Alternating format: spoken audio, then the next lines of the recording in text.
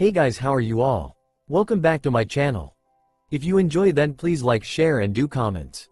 We currently find our hero resting his back against the cabin he's sitting by. He just finished the shadow clone jutsu and now was going to move on to another jutsu on the list. While looking over the scroll, there was a certain jutsu that called out to him. He looked down the scroll and found a jutsu that made him giddy. It was called the Great Power Quest Jutsu. The description said the jutsu was dangerous. No one knows what it does because all the people who used it just went up in a flash of light and were never seen again. The only person to use this jutsu and get out without dying was the Yondaime. He described the other end as a big pyramid with a huge symbol on it. He said that he heard a voice say, "Who dares seek the great power?" Somehow the Yondaime was able to get back here in one piece, and after giving this description he couldn't recall ever using the jutsu. The only thing he said about the great power is that, to those who possess the great power, all things are possible. After that, more and more people tried to use the jutsu, but more and more of them died. Eventually, to stop people from using them, the Sandaime put the jutsu on the Forbidden Scroll. After reading this, Naruto started to weigh the pros and cons of trying this. The pros were he could be better than Sasuke Teme. That was what sold him there. Just as he was about to attempt this, Iruka came into the clearing and we all know what happened. Skipping this part up to after Naruto does the Shadow Clone Jutsu. The hundreds of Narutos commence attack on Mizuki. What they didn't expect was for Mizuki to A. have a katana with him clipped on his waistband, and B. be a better swordsman than Hayate Gecko. When the clones charged Mizuki, Mizuki took that as a chance for him to cut loose on the Shadow Clones. Naruto instructed 10 of his clones to charge Mizuki. Mizuki just smirked and drew his sword. Mizuki spread his feet a shoulder width apart, and gripped his katana.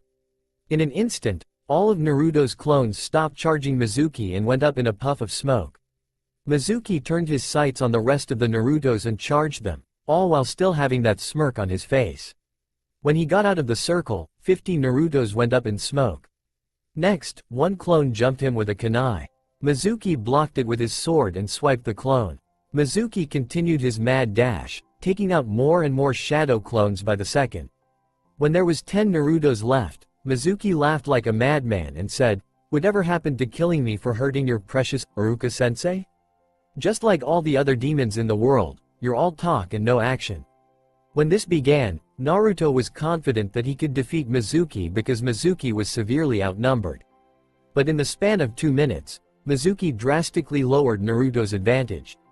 Naruto instructed all of his clones to form a ring so that Mizuki couldn't sneak up on any of them.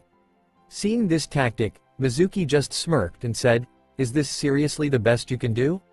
A tactic so elementary that we teach it in the first year of the academy? You have really fallen from grace, you bastard fox. For me, and for everyone else who lost a loved one in your attack, I'll kill you right here and now, and rid our village of your evil forever. This is the end for you, demon." Mizuki started channeling chakra throughout his entire body. There was a small, almost invisible, blue aura surrounding Mizuki's entire body as his face twisted into one of intense pain and concentration. Mizuki said, "This is a technique I created just for tonight." Dance of the Prowling Lion. Mizuki suddenly disappeared, causing Naruto and his clones to be put on high alert. All of a sudden, afterimages of Mizuki started circling the ring of Naruto's. He was moving so fast, the afterimages were barely visible. After circling a few times, Mizuki took out one of the clones in the ring, causing the rest to look over there in shock. While they were in shock, 2 others went up in puffs of smoke.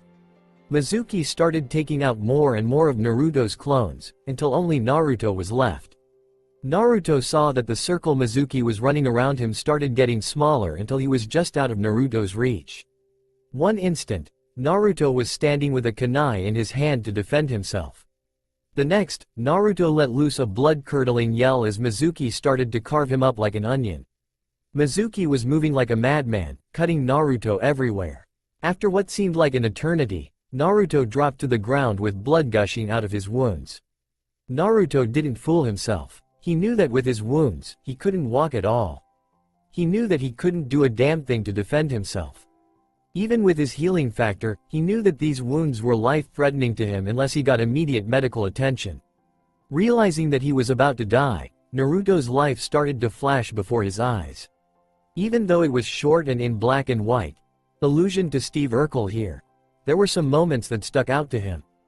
Flashback. When Naruto was 8, he was constantly picked on by other kids. Even though Naruto didn't know it, those kids were told by their parents, and even some of the teachers, to make Naruto's life a living hell. Being bullied wasn't anything new to Naruto. The other kids always bullied him, but this one always stuck out to him. All the other times he was bullied, he was always alone and never had anyone to help him during or after the beating. This time, he did. The reason this one stood out to him was because this was the first time that someone his age helped him. After the kids who were bullying Naruto left, this girl came up to him. She had dark blue hair that was about 3 shades lighter than black, and she wore a baggy white jacket. She reached into a jacket pocket and pulled out some medical cream. She handed it to him, and he opened it and started to put it on his wounds. At first it stung, but eventually it started to stop hurting him. As he turned to her to thank her, she was gone, as if she was never there before. When Naruto was 9, he walked into class on the second week of school. Naruto hadn't done well the last year of school, so this year he was studying very hard to do well. As he went into class the next day, the teacher collected their notebooks to grade their homework. Naruto's teacher looked at Naruto's notebook and tore it up right in front of the class. After class, Naruto asked the teacher for a second one, but the teacher refused to give it to him. Naruto started to yell and scream at the teacher, but she only gave him detention. After detention, Naruto was walking home, depressed. Suddenly, he felt someone tap him on the shoulder. Turning around, Naruto saw that it was the same girl who helped him when he was being bullied. She held up a brand new notebook and helped Naruto through the lesson they were learning that day. This time, Naruto was able to thank her before she disappeared. A 12-year-old Naruto was looking at a midnight blue-haired girl and finally asked the question plaguing him since he met her. "Hinata, what's up with you? You faint out of nowhere, you blush when it's pretty cool out, and what's up with the stuttering?" Hinata said, "It's because sorry." Hinata then runs away quickly. Naruto then said, "Well, that's just weird." "Ah well, Sakura-chan." Naruto was walking away from school and it was raining. Everyone else had an umbrella, but someone stole his. He held his head down and walked away, crying a little. But all of a sudden the rain stopped. He looked up to see a black umbrella opened over his head. He looked to his left and saw Hinata there. He said, "Thanks, Hinata." She said, "No problem. I'll walk you home if you want." Naruto said, "That would be good." They walked off in silence. When they got to Naruto's house, he said, "Thanks again, Hinata." "Hey, you want to come in until the rain passes?" Hinata eeped really loudly and started blushing. She said, "No thanks. I'm late for home as it is." Naruto was 8. He had just joined the Genin Academy and the kids were treating him awful. He was swinging on the swing outside of school. He was very sad, damn near crying. The kids in the class made fun of him and said that he would never become a ninja. Being a ninja was always Naruto's dream. He was on the swing outside school, wallowing in misery, when Hinata came over. She asked him, "Why are you crying?" Naruto felt the tears threatening to fall, but through sheer force of will, he kept them back in. Naruto lowly said, "The other kids. They say mean things about me, and hurt me and said I would never be a ninja."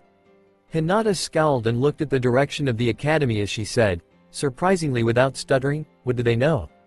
They don't know anything. You have just as good a chance of being a ninja as the other kids do. As a matter of fact, I bet you could become the greatest ninja ever." While Hinata was talking, Naruto stopped crying a little. He rose his head up a little more while she was speaking. He said, "You're right.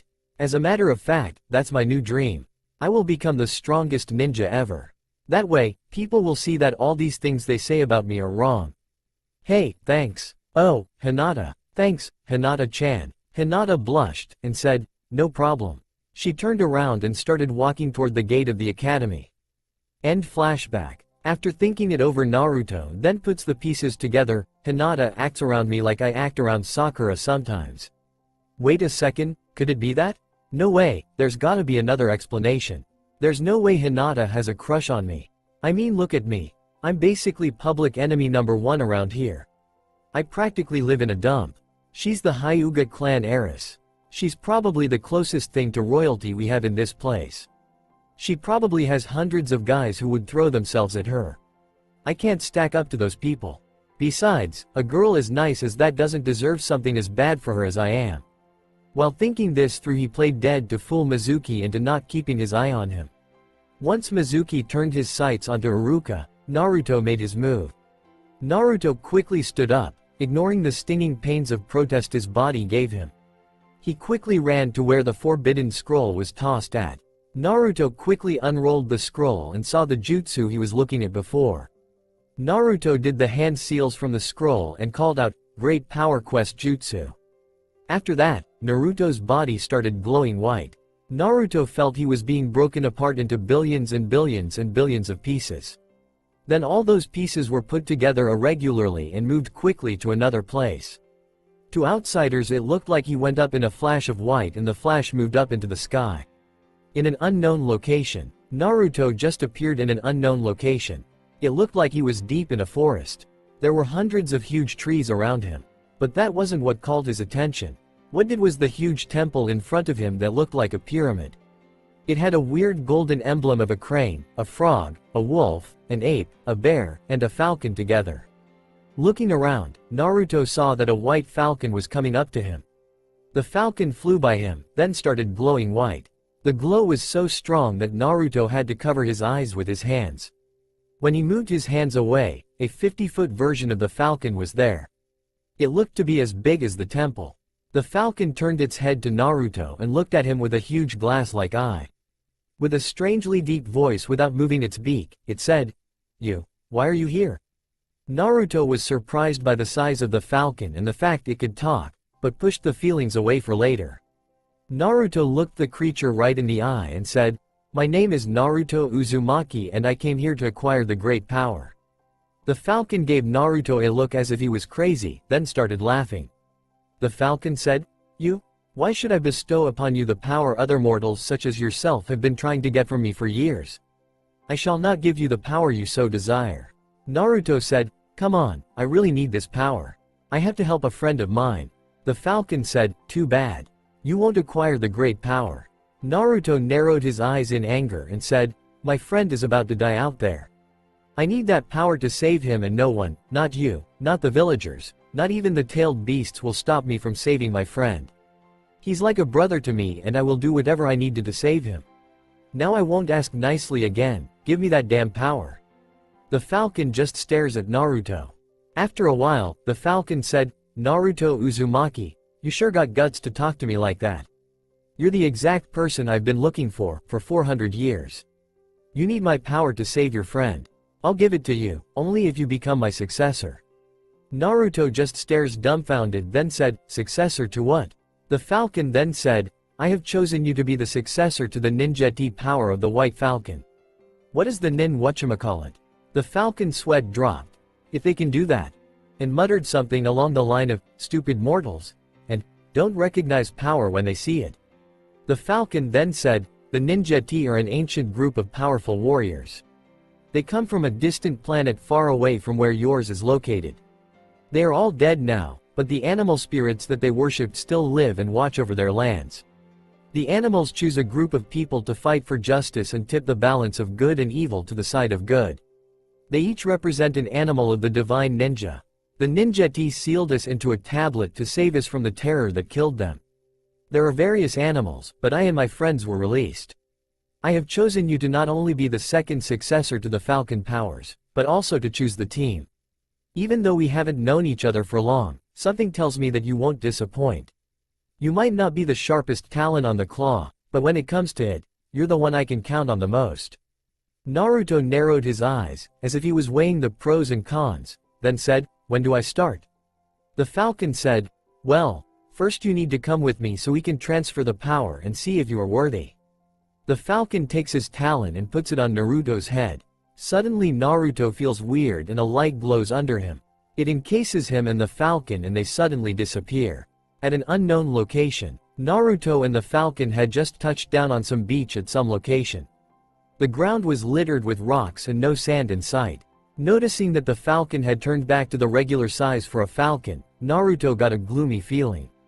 He thought to himself, I get the feeling that this is gonna be a long day. The falcon said, okay Naruto. Here we are. Naruto said, this is cool and all, but I really need to help my friend. The falcon said, my, aren't we impatient? Hold it kid, I need to find something. The falcon then takes off of Naruto's shoulder and looked around the beach. He eventually came back with a sword in his talons. It was completely white, with a black handle. After setting it down by Naruto and getting back on Naruto's arm, he said, Naruto, in order to find the power you need to save your friend, we need to go on a journey. We are currently on the planet of Grotha. We need to travel to the top of a special mountain on this planet. There, I have built a ceremonial ground where the powers of the ninja can be passed on. Quote, Naruto, who is still worrying about Iruka, said, but every minute I spend here my friend is. The falcon, after hearing this for the umpteenth time, gets annoyed and said, boy will you pipe down. I know your friend is being attacked and I assure you he is perfectly safe. I'm using my powers to stop time on your planet. I can only hold this for 2 days though, so if I were you, I'd come on and come quick. The falcon flew off of Naruto's arm and onto the ground. Suddenly, it was engulfed in light.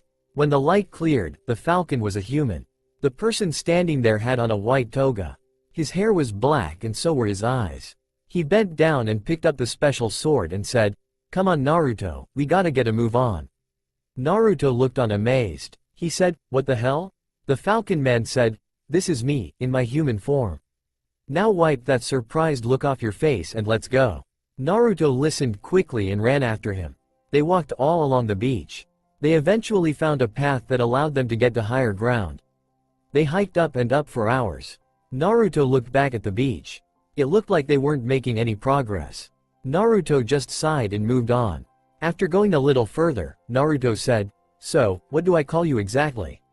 I can't go around calling you, guy, or, dude, all the time, can I?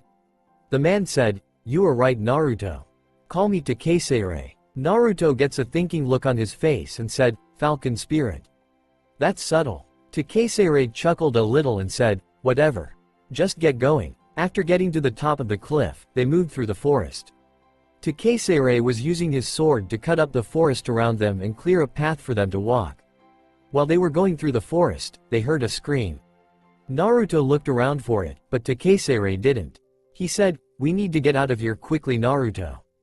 Naruto said, someone just screamed.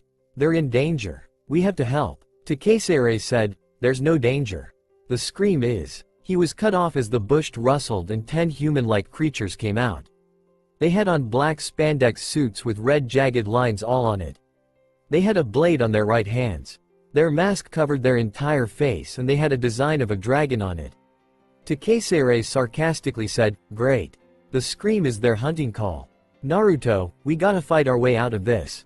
Naruto nodded, crouched into a fighting stance, and said, right. Naruto charged the closest creature. The creature raised his right hand and tried to slash Naruto. Naruto dodged the slash and kicked the creature in its stomach. He then grabbed it by the head and threw it toward another one. Naruto immediately had to duck from an attack by another creature. He came back up and was about to punch the creature that tried to attack him, but got kicked in his back. He turned around to see another one there. He got up and was about to attack it, but was grabbed from behind by a creature. It had his arms in a full Nelson grip and wouldn't let go. Naruto tried and tried, but couldn't break out. The two creatures that he was fighting walked toward him and started slashing at him with their blades. Naruto's clothes were getting dirty and cut up. The wounds that had been healed during his walk with Takeseire had started to open up again. Naruto tried to break out of the grip, but couldn't. Naruto thought to himself, how do I get out of this?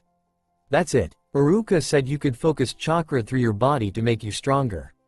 One of the very few lessons I didn't sleep through. Naruto then thought of a plan to get out of this situation. Naruto bent his legs a little, pulling the creature behind him forward more. When the other two creatures tried to attack him again, Naruto jumped back on the creature holding him, forcing the creature holding him to lean back. Naruto focused chakra into his feet and kicked the two creatures that were about to attack him. Naruto then shifted his weight so that he was falling forward, forcing the creature holding him to come along for the ride. As he was falling, Naruto grabbed the creature's head and positioned it over his shoulder. As soon as Naruto's butt hit the ground, He pulled the creature's head to impact with his shoulder, causing the creature to let Naruto go and jump back in pain. Naruto wasted no time in getting back up, and delivering a kick to the creature's head. He turned around to see that Takeseire had just knocked out the other creatures. Takeseire turned around and said, "Come on Naruto, we gotta go." Naruto didn't need to be told twice. He took off, following Takeseire. While they were running, Naruto asked, "What were those creatures?" Takeseire said, "Those were the Kelzaks. This is their home planet. They were like the humans of your planet a long time ago, but they naturally have that blade on their right hand. Those clothes they wear are actually their skin. They also have increased strength, speed, and endurance. Their life here isn't as comfy as life on your planet. You guys have chakra, but they don't." Naruto said, "Well, how can I beat them? I have no training in taijutsu, kenjutsu, and I barely have training in ninjutsu." Takeseire said, "Don't worry. Just fight them. You'll learn better by doing anyway. Also, don't concentrate on just one. They hunt and fight in packs. I've seen packs as big as 100. You have to focus on the entire group or you'll be killed." Naruto said, "Thanks. I'll keep that in mind." All of a sudden they heard another scream. Naruto and Takeseire looked around for where it came from, but it was too late. They were surrounded immediately by 10 Kelzaks. Takeseire immediately jumped to one and attacked them. Naruto didn't have time to run to them. They came at him quickly. One tried to slash him with their blade. Naruto dodged the attack, and then kicked that Kelzak. He jumped backward as two of them came from his sides to attack him. He ducked as another one behind him tried to impale him with their blade. While crouched down, he twisted around and swept the Kelzak behind him off its feet. A Kelzak dived and tried to tackle Naruto, but Naruto barely rolled out of the way. He stood up and blocked the punch one Kelzak threw at him. He tackled that Kelzak to the ground and rolled off of him. Naruto looked around and saw he was surrounded. He tried to attack one, but another ran forward and blocked him. Eventually he was grabbed by the monsters and was being pummeled. Luckily Takeseire came forward with his sword and saved Naruto. Naruto stood up on wobbly legs and said, "Thanks, Takeseire. I owe you one." Takeseire said, "You can repay me later. For now, let's move." And move they did. They kept moving and didn't stop until nightfall. By nightfall, they got to the base of the mountain and camped out in a cave. The next morning, they kept going forward, barely running into danger. By midday, they got to the top of the mountain on Grotha. On the mountaintop, there were a bunch of rocks arranged in a circle. There was a small pit dug in the center of the circle. Takeseire walked forward and turned to Naruto, saying, "Come on, Naruto. We can't wait long. Soon my powers will fade and your friend will be in danger." Naruto said, "What do I do?" Takeseire said, "Sit by the pit. I'll start the fire and start this thing." In a few minutes, they were ready to start. Takeseire sat down on the side of the fire opposite Naruto and said, "All right Naruto, meditate. Clear your mind of all that's troubling it. In order to pass this test, you'll have to let me see your entire life. I'll have to see every moment to make sure that my faith in you hasn't been wrong. After that, I'll transfer the power to you." Naruto gave a weak nod and closed his eyes. He slowed his breathing and waited for a while. Suddenly, he felt something weird in his head. Like something weird just entered it. He heard Takeseire's voice say, "Keep meditating, Naruto. This will only be a minute." After a few minutes, Naruto felt weird again. Like whatever went in his head had just left. Takeseire's voice came again. He said, "Wow. I'm very impressed Naruto. You're a natural-born leader. You actually care about someone other than yourself. You're a little bit of an idiot, but I know you're ready for this next step." Takeseire said, "Naruto Uzumaki, after looking at your memories, I grant unto you the power of the Ninjeti White Falcon Ranger. Will you accept this power and lead the Ninjeti Rangers to victory against evil?" Naruto said, "Yes, Takeseire, I do." Without hesitation, Takeseire laughed and said, "Good." Since Naruto's eyes were closed, he didn't see. But Takeseire was engulfed in a white light. The light got smaller until it was a little white ball. The ball sailed through into Naruto's body. Naruto felt a weird power rise inside of him. After a while, he said, "Naruto, open your eyes." Naruto opened his eyes and saw that Takeseire was gone. He looked around, but then felt something on him. He looked down at himself to see that all of his clothes were replaced. Naruto stood up and thought to himself, what happened to my clothes?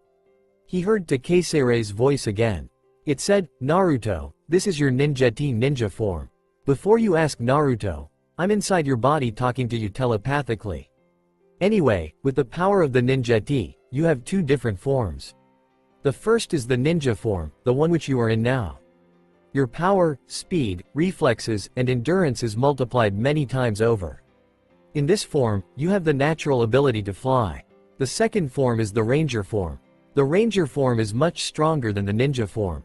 You have more special powers and have special protective armor.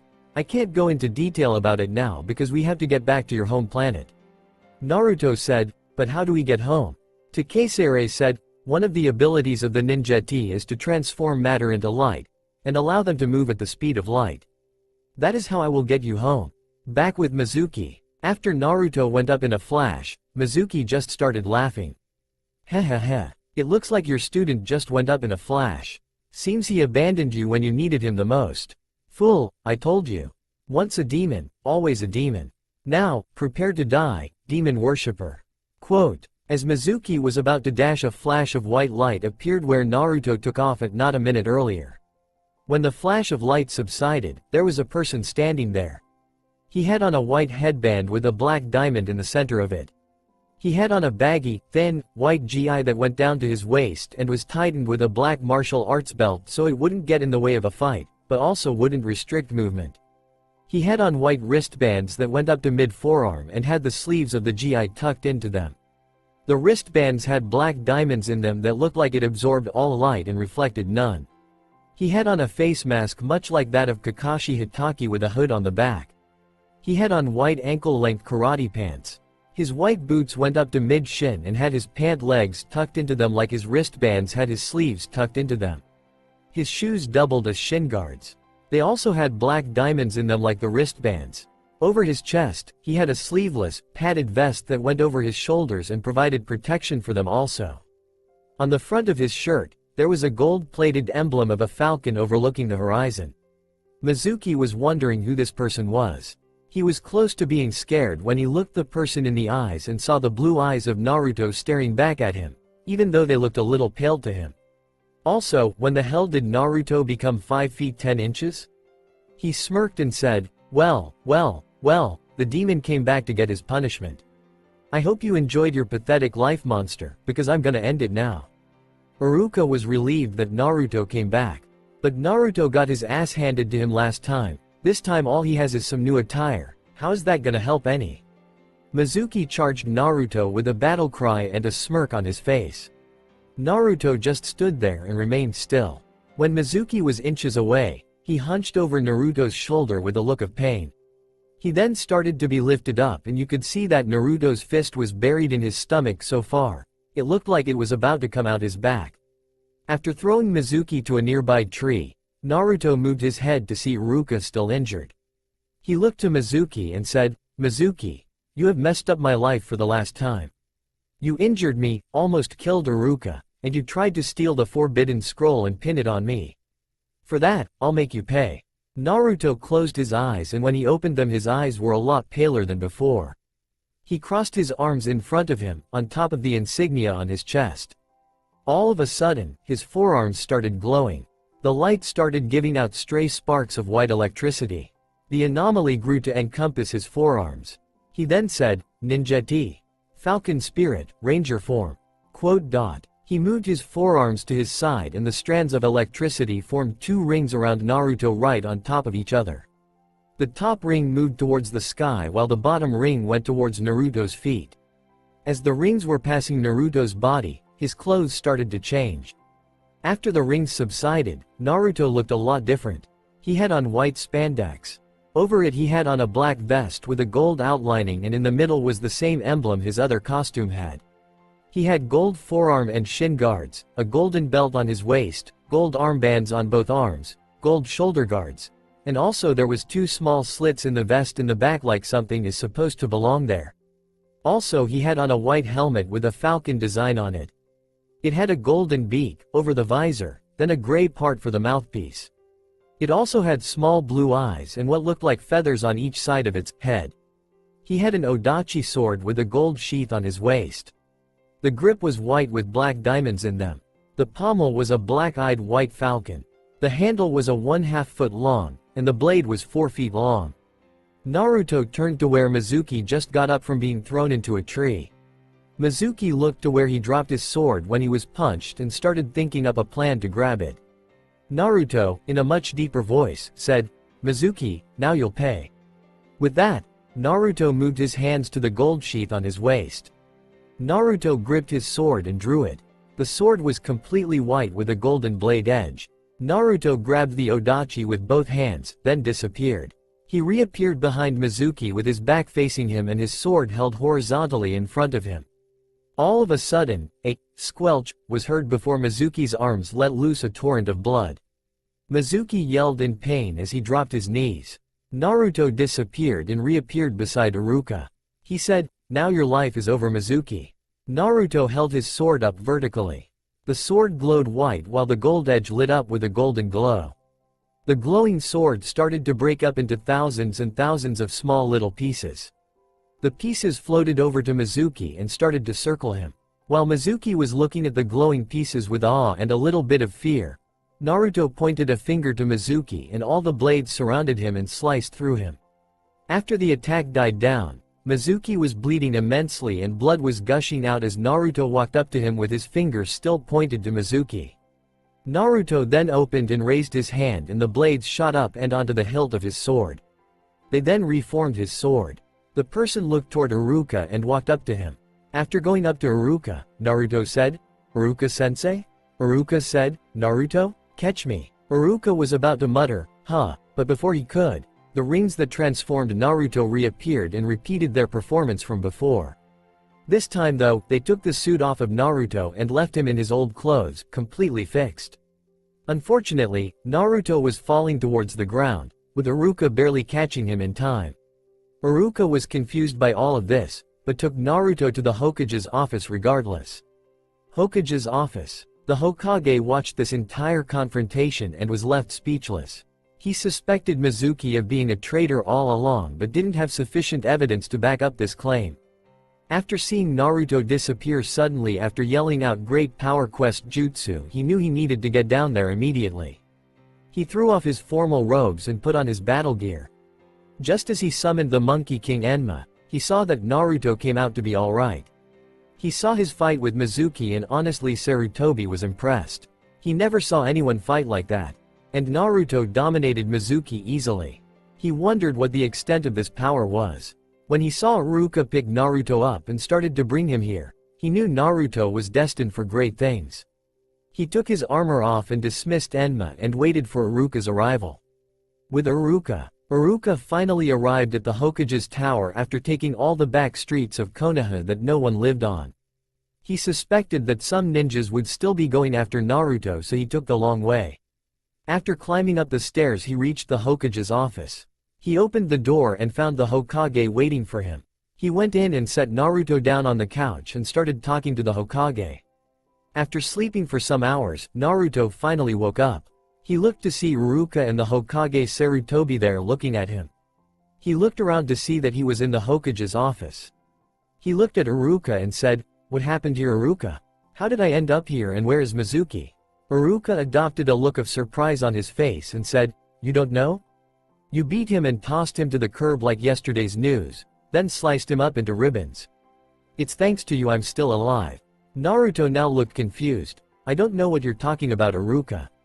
I only remember getting the great power from Takeseirei and being transported. After that it's all a blank.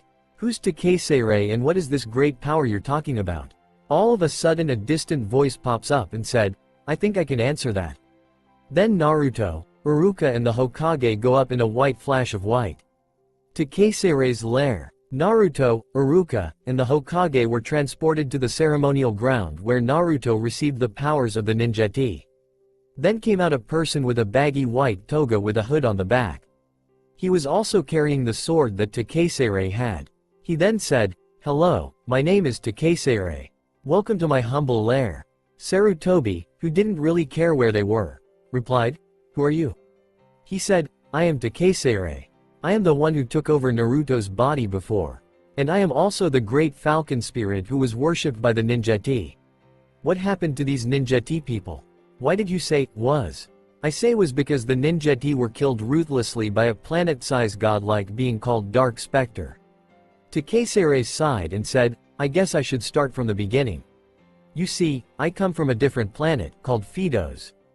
On Phedos lived hundreds of warring factions. One of those factions were called the ninjeti. They practiced what you call, the way of the ninja. But their own power wasn't enough to protect them from the others. While the other factions were warlike, the ninjeti wanted peace. They eventually started praying that someone would give them the power to bring peace to Phedos and protect their kind. Me and the other animal spirits responded. Some of the ninjeti offered their bodies to house our spirits. In their bodies, we protected the rest of the ninjeti and brought peace and order to Phedos. This human form I am in now is the body of a man named Takaru, who gave his body to me. Afterwards, the entire planet started worshipping us animal spirits and thanked us for bringing peace to their planet. They were united under the ninjeti name and peace reigned over Phedos for 100 years. But the peace didn't last. When word got around space of our power, Dark Spectre got jealous. That beast is godlike in power, and the size of his body is only dwarfed by his ego and his thirst for destruction. He wanted our power for himself, so he came to Phedos. When the ninjeti got word of Dark Spectre's arrival, the first grand leader of the ninjeti, named Akuma, asked them to build a pyramid. The great leader ordered all the animal spirits into the pyramid. He named me the grand leader of the ninjeti, and then sealed all of us in the pyramid. He put special seals on there so that only someone with a pure heart and pure intentions could open it. One of my friends, the dragon spirit, must have known what Akuma wanted to do, because he left Phedos before we were sealed in and I hadn't heard from him until a little while ago. Akuma stayed out to fight Dark Spectre. Unfortunately, Akuma lost. Dark Spectre then had the ninjeti try to open the seal, but they were all met with failure. Dark Spectre then killed the ninjeti and left. That was 400 years ago. Ever since then, I had been looking for someone to break the seal. Someone who could help me get revenge on that bastard for what he did to the ninjeti. Eventually, Dark Spectre put together an alliance called the Galactic Alliance of Evil, with him as the Grand Monarch of Evil. Together, the entire group plans to take over the entire galaxy with force. One of the last places standing between them and galactic domination is a planet on the other side of the galaxy called Earth. On there I have a friend named Zordon. He filled me in on what happened after I got sealed in the pyramid. He gave special powers to 6 teenagers on the planet to fight off the forces of a woman named Rita Repulsa and a man named Lord Zed. The team called themselves the Mighty Morphin Power Rangers. They were victorious and eventually were able to take the power of the ninjeti also. The Red Ranger gained the power of the ape. The Blue Ranger gained the power of the wolf. The Yellow Ranger gained the power of the bear. The Pink Ranger got the crane. The Black Ranger got the frog. And the White had me, the falcon. Unfortunately, their base of power was destroyed. Without their base, there was nothing anchoring us to the Power Rangers and they lost our power. We ended up being captured by someone named Rito Revolto. Rito was a servant of Dark Spectre's and was ordered to bring us to him, then start their domination plans on this side of the galaxy. Luckily, Dragon found us. He busted us out, but there was only a window of time for 3 of us to leave the prison. The ape, the bear, and the frog spirit knocked me, Crane, and Wolf out, and told Dragon to carry us to safety. He took us to our current base and since then, I've been looking for someone to help us. I came to this planet to find someone pure of heart to lead a team of heroes to protect this world from the evil forces of the Galactic Alliance and destroy the Galactic Alliance of Evil once and for all. Sandame then said, but why Naruto? Why not pick ninja who have experience? They're just kids. Because compared to the enemies they would have to fight, your ninja are nothing. I would need a team I can groom and train into my own warriors. A team who hasn't learned much and who can adapt easily. Also, I need those pure of heart. Someone who would be able to ignore the rivalries of your world and concentrate on saving the world as a whole. Can you honestly look me in the eye and tell me that you would use the power to protect everyone on the planet and not just Konoha? Sandame was speechless. After hearing this he saw that Takesere's ideas were right. The ninja in his arsenal were already taught and wouldn't be able to learn something out of the blue that well. But kids who were genin were only taught the basics and not any specific style. They were the perfect students. And Takeseirei was right that he couldn't. Takeseirei would need someone who wouldn't be playing favorites. Someone who would protect all of the planet and not just Konoha. Sandaime then said, "How many warriors do you need to accomplish this?" Takeseirei said, "I will need at least 4. I, the crane, the wolf, and dragon, all need acolytes. I have chosen Naruto. The other animal spirits won't leave our new base for fear of being discovered by Rito, or worse, Dark Spectre. If more than one of us leaves the protection of the temple, we could be tracked by Rito. Even though he's a bumbling idiot, he is still strong. But I have talked to them and the other animal spirits agreed to trust Naruto's judgment. We'll let Naruto decide who becomes Ninjeti, with him as the leader. But first, we need to ask Naruto if he wants to do this. This is a lot of responsibility and I don't want to pressure you into this, Naruto. Choose wisely." Naruto looked up into Takeseirei's eyes and said with a glint in his eye, "I chose the moment I did the jutsu. I accept. That's why I picked you, Naruto. I knew you wouldn't disappoint me. Thank you, Takeseirei. Good decision, Naruto," said Iruka gladly. "Now Naruto, take this." Takeseirei handed Naruto what looked like a silver watch. "Naruto, press this black button right here to be transported back to Gamma 4 where I and the Ninjeti spirits live. There we will begin your training." "Thanks, I'll make you proud, Takeseirei." "Hold up," said Sarutobi. "What will happen if Rito wins? Right now, there are few teams battling against the Galactic Alliance of Evil. The Power Rangers of Earth, the Equation Rangers of Aquitar, the Gold Ranger of Triforia, and this team I'm putting together here. The other 3 are not aware of our presence, nor is the Alliance of Evil, but if even one team falls, the Alliance will be able to take over and rule the galaxy. If we lose here, all hope for good in this galaxy will be gone." That statement had them realize how big this situation was. The fate of the universe lies in their hands. Sarutobi stepped up and said, "If there's anything we can do to help, you have my full support." "Thank you. So when do we start?" said Naruto. "Today, I will take you to Gamma 4 to the other spirits. There we will help you train in martial arts and help you control your powers. We will train you for a week, and then you will go back to your home planet to pick out our teams." "Okay then, let's go." Iruka came up and said, "Make us proud, Naruto." With that, Sarutobi and Iruka went back to Konoha in a flash of black. And Naruto and Takeseirei went to Gamma 4 in a flash of white. Naruto got to meet and learn about all the Ninjeti spirits who were with them. The dragon spirit was kind of weird and hyperactive, but he was also very wise. Also, he was pretty good with technology.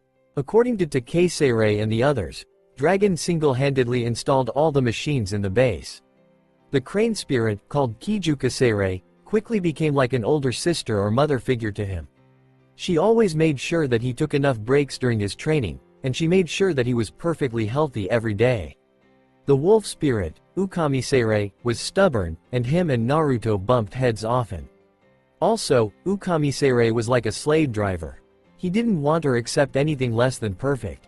He was kind of cocky, but he had all reason to be.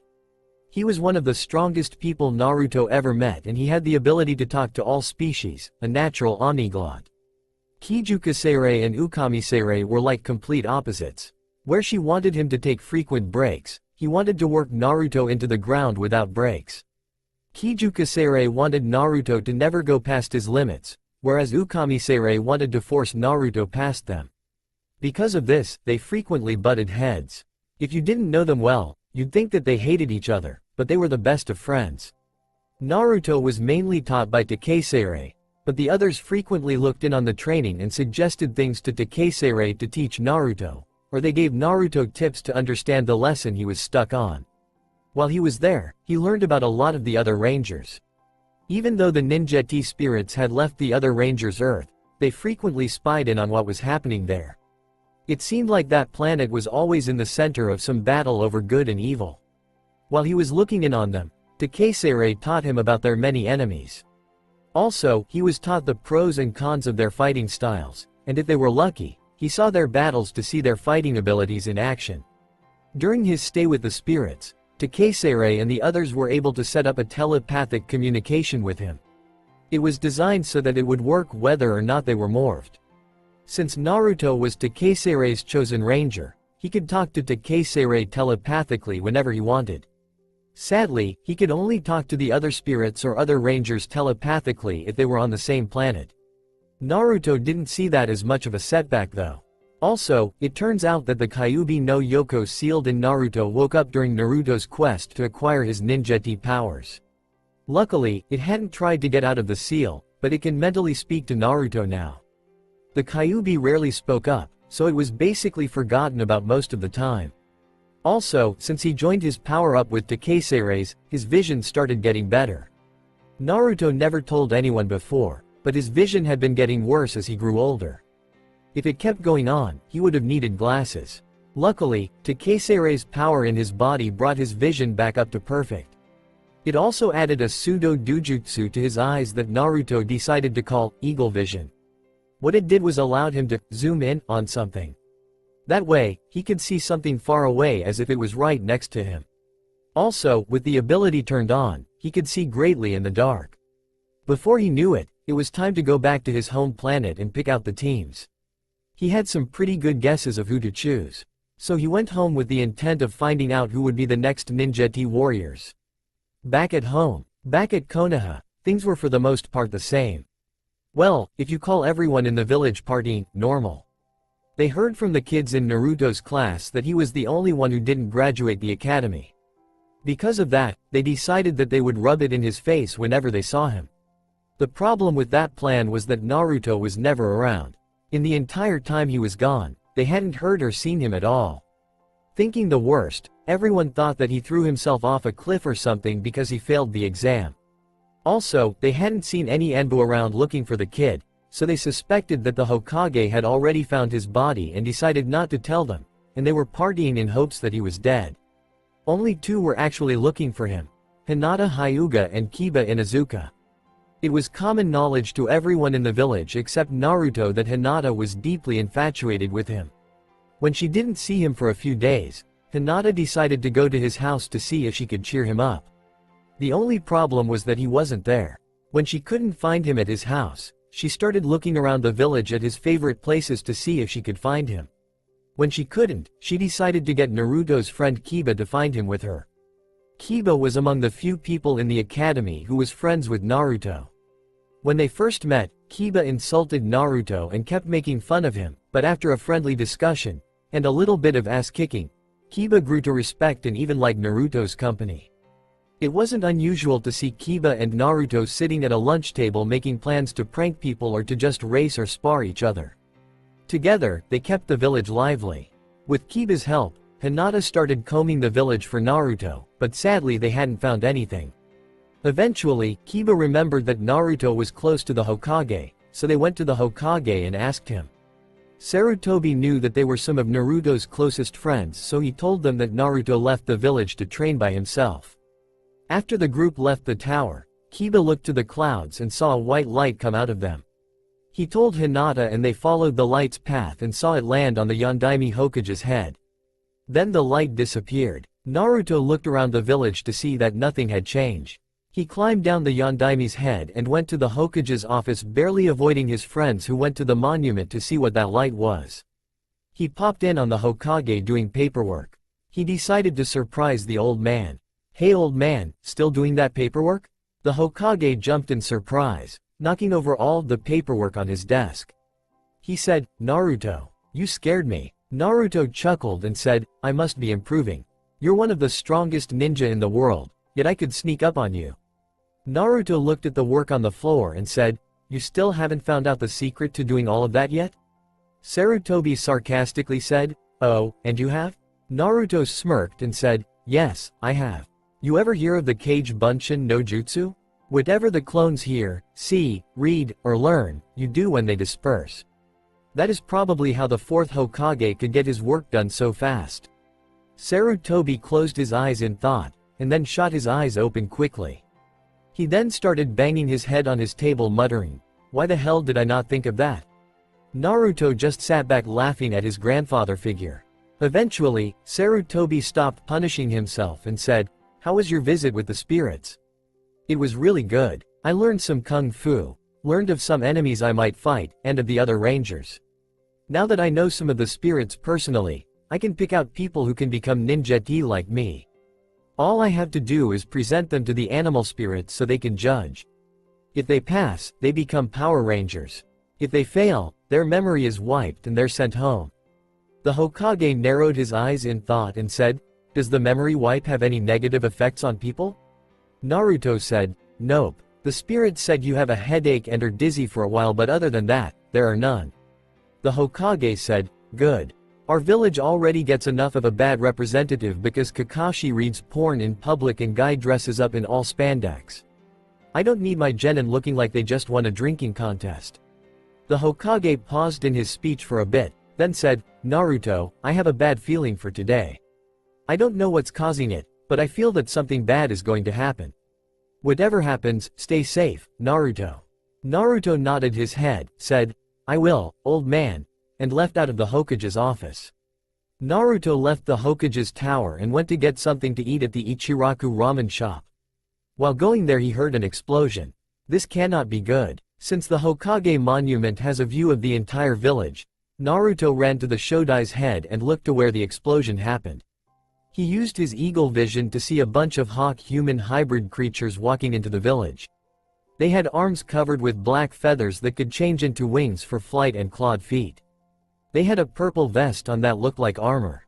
They were covered with black feathers and had beaks for mouths. Tengus, he realized with wide eyes. He was taught about them. Crazy birds that were the opponents of the original Power Rangers.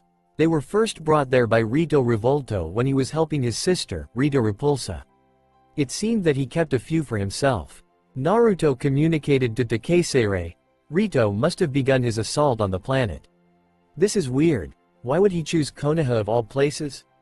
Takesere replied, because Konoha has the most villagers. Think about it. With all of these villagers being attacked, word will spread to other nations quickly. Once Konoha falls, the others aren't that far behind. You've been training for this moment.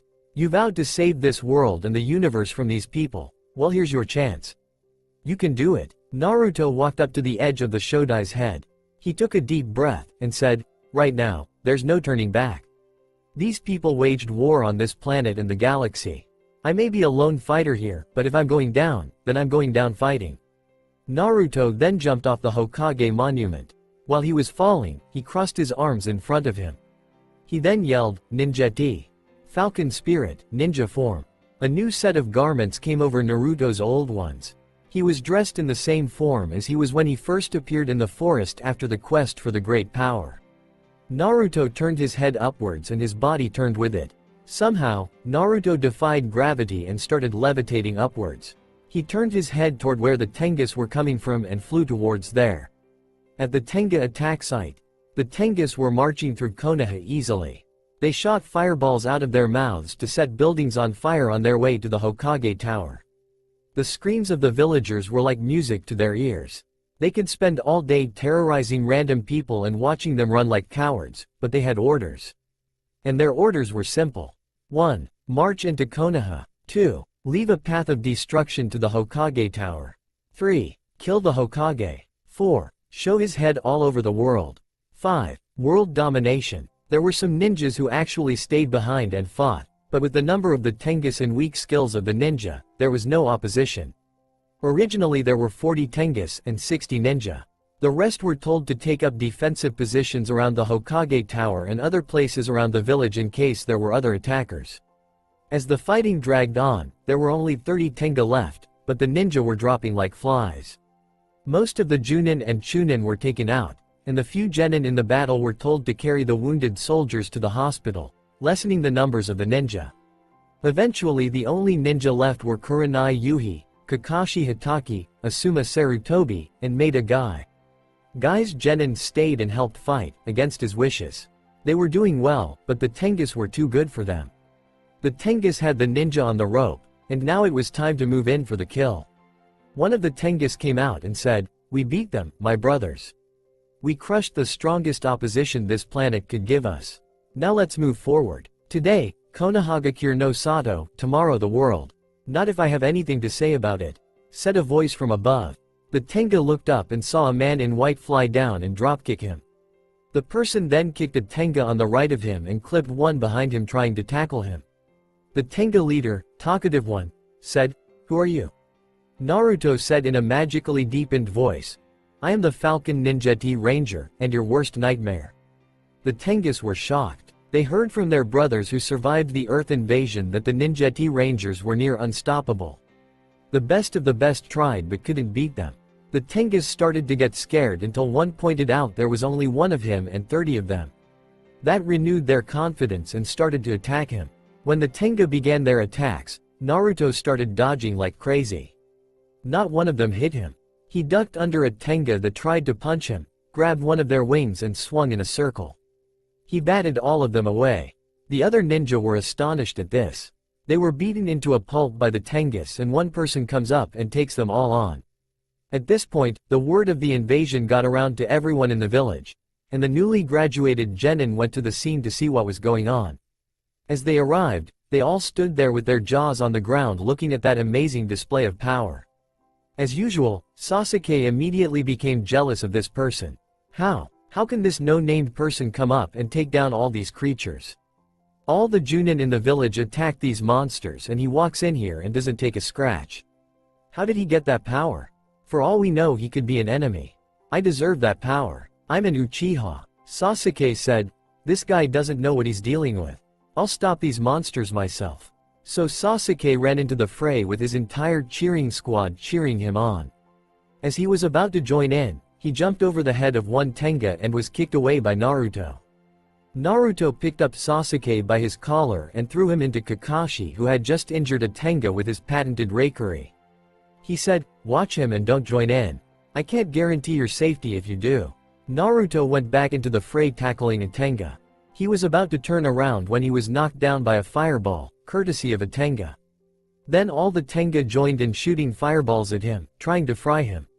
The genin in the crowd who were watching felt a sickening feeling at this. Somehow they knew that they needed to help this masked man. They looked at the battle again and without thinking jumped into the fray. Choji was in front and used his human boulder jutsu. He rolled over 15 of the Tenga. Kiba was next, using the all-fours jutsu. He ran and hit 2 of them while his ninja dog Akamaru went to bite some of them, trying to make it easier for them to be taken down. Hinata came next and used her gentle fist taijutsu on 4 unsuspecting Tengas. Shino came and used his chakra bugs to suck the energy of the Tengas. Shikamaru came last and caught the last 2 Tengas in his shadow possession jutsu. He had them keep slapping each other and then released them so Neji could use his Jukin on them. Tenten started throwing her weapons at the Tenga who got up from the attack. Sasuke was still hurt from that kick Naruto gave him. Ino and Sakura were standing over him, trying to help him. But some things must come to an end. The Tengas had no chakra, so Hinata's and Neji's attacks only felt like taps to them. They came and kicked Hinata in the chest and Neji in the head. The Tenga then kicked the Hyuga duo away from them.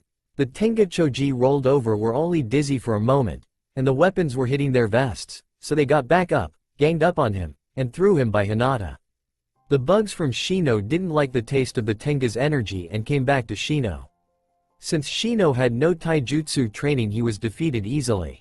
Shikamaru found out it took a lot of energy to hold the Tengas and they easily beat him after they defeated Neji. Kiba was holding his own for a little while.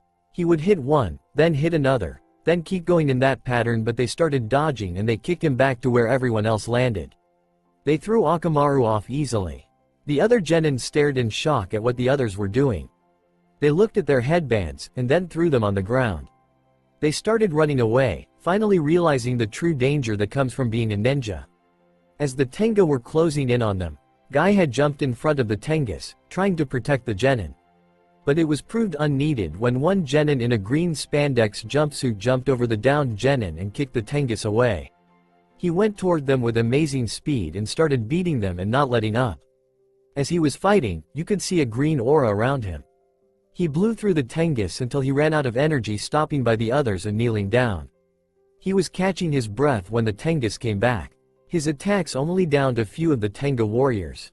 They were about to be on them when someone flipped over the Tengas from behind and landed in front of the others. His suit was singed in a couple of places, but overall Naruto was fine. He turned to the group and said, "Thanks for your help. I appreciate it, but it looks like it's time for me to finish this." Naruto crossed his hands in front of his chest. All of a sudden, a white glowing energy gathered around his forearms, giving off sparks of electricity. He threw his arms to his side, while yelling out, "Falcon Spirit, Ranger Form." When Naruto threw his arms to his side, a trail of electricity connected his forearms, forming a ring of electricity around his waist. The ring solidified, and then split into two rings on top of each other. The top ring moved towards Naruto's head while the bottom one moved towards his feet. As they were going, they transformed Naruto from his ninja gear to his ranger form from the woods the day he saved Iruka. After he transformed, he drew his sword. He held it up and mentally said, "Good. I'm able to transform. You ready to win this fight, Takesere?" Takesere replied, "What are you asking me for? This is your fight. Good luck." Naruto charged forward. He held his sword in his right hand. He swung the sword around and hit a tenga across the chest. It cut through the armor. Naruto saw two tenga coming at him from either side, so he turned to his left. He brought the sword around and sliced the tenga across his chest, spouting blood. Naruto then kicked the tenga in its chest. Naruto turned to his left, kicking that tenga with his left leg. Naruto charged another tenga, but stopped 3 feet in front of him. He then jumped up and held the sword above his head. When gravity reclaimed him, he fell down. Naruto pulled the sword down and cut the tenga in half vertically. Naruto ducked under a kick, then grabbed the foot with his empty hand and stood up, cutting the leg off. The tenga screamed as his limb was amputated. Purple blood was flying everywhere, mainly on Naruto. Naruto jumped backwards, dodging the fireball shot at him from a tenga. Naruto held his sword up vertically with the pommel down. He then said in a calm and commanding voice, "Slice them to ribbons, Takesere." The sword then glowed white and gold and broke up into thousands of little pieces.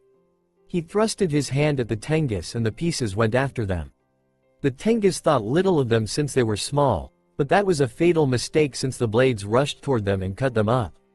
Purple blood and black feathers were coming off the tenga warriors. The tengas couldn't fight back since the pieces were so sharp and small. They tried to get to Naruto, but whenever they got within 5 feet of him, Naruto made a hand gesture to make the blades come back, then would send them to impale whichever tenga came forth. The blades swiped past the tengas, drawing blood each time. After 2 minutes of this, they came back and reformed into Naruto's sword. He ran up and cut one of the tenga's arms off. The tenga shrieked as its arms fell off and blood was spewing from his wound, some of the blood landing on his suit. Naruto jumped over a fireball aimed at him by the tenga and hit another fireball back. He kept hitting them back like he was at the batting cages. After a few times, Naruto got tired of this, so he focused energy into the gold edge of his sword. He then swung and released the energy and it made a huge crescent-shaped wave that hit all of the tenga. The tengas he was fighting got back up and screamed in terror and started to fly away with the ones that the other Junin were fighting. The only one left was the tenga whose arm Naruto cut off. Naruto focused more energy to the end of the blade and shot off another wave that hit all the runaway tengas. A big scream was heard and purple blood and black feathers fell down from the sky. Naruto put his sword in its sheath. He crossed his forearms in front of the crest on his chest. He then said, "Falcon Spirit, Ninja Form." When he moved his arms to the side of his body, he was transformed to his ninja suit. He walked up to the tenga with his wings cut off. He chopped him on the back of the neck to knock him out and turned to the ninja. "I need a medic. Quick." The ninja stared at him dumbfounded until he said it again. Guy got up, said, "Yes," and ran to get a medic. When he came back, Naruto was sitting and said, "Stop the bleeding. I need to interrogate it and I need it alive to do that." The medic moved to the tenga and started healing its wing back onto its body. The arm was able to successfully attach back to the tenga. While the medic was healing, Hinata came up to Naruto and said, "Thank you for saving us." Naruto said, "I was just doing my job. I should be thanking you and your friends for holding them off for me to get back up. If you hadn't done that, I don't know what would have happened." Naruto got up and walked over to Shikamaru and the others and said, "Thanks a lot. I really appreciate it." He moved over to the other ninjas there and walked up to Sasuke. He stood in his face for a second, said, Listen. I know you were trying to help, and I'm sorry about that kick, but I had to do it. If you would have joined in the fight, you would have gotten yourself hurt. When you all stay in a group, it's easier to protect you. But if you break off into separate parts, then it gets a whole lot harder. Also, your actions got the other genin hurt. I can tell by that headband you wear that you want to be a ninja. You have to learn that your actions have repercussions. Also, while Naruto was talking, Sasuke got back up. After being lectured to for a while, he cut Naruto off and said, "Who the hell do you think you are? I am an Uchiha, the elite. You should be on your knees begging for my forgiveness right now. My family was the best of the best. Yet it only took one ninja to kill the entire family. The Uchiha got too cocky. Their cockiness is what got them killed, and your cockiness might get you and everyone else with you killed too. You have to think before you act next time." Naruto walked away after that. Sasuke was enraged. Who does this person think he is? He thinks he can walk up to me and lecture me like I'm a baby. I'm an Uchiha. I won't stand by and let this loser talk to me like that. Sasuke was so enraged he took a few steps forward, then started forming hand seals, and then yelled, "Fire style, Grand Fireball Jutsu." Sasuke took in a deep breath and fired the Grand Fireball Jutsu on Naruto. Even though Naruto had his back turned, he could still hear Sasuke yell out the name of the jutsu. Naruto acted quickly, transforming back into ranger form and sending out a wave of energy to counter the Grand Fireball. The Grand Fireball held strong, but eventually gave out to the power of the sword's attack. The wave sailed forward, through the Grand Fireball, and blasted by Sasuke's feet. The shockwave of the hit blasted Sasuke and knocked him back. Sasuke flew back and landed next to Sakura and Ino. The medic saw this and stopped his treatment of the Tenga and went to help Sasuke. Sakura and Ino came up and tried to slap Naruto, but he grabbed their hands. Sakura said, "Why did you do that to Sasuke? What did he ever do to you?" "Yeah," Ino said. "Why did you do that to Sasuke?" "What, you're jealous of him?" Naruto said. "Me? Jealous of him? What's there to be jealous of? Besides, it's his fault. If he wouldn't have jumped into the battle, the other genin wouldn't have had to jump in. I could have taken out the Tenga with no problem.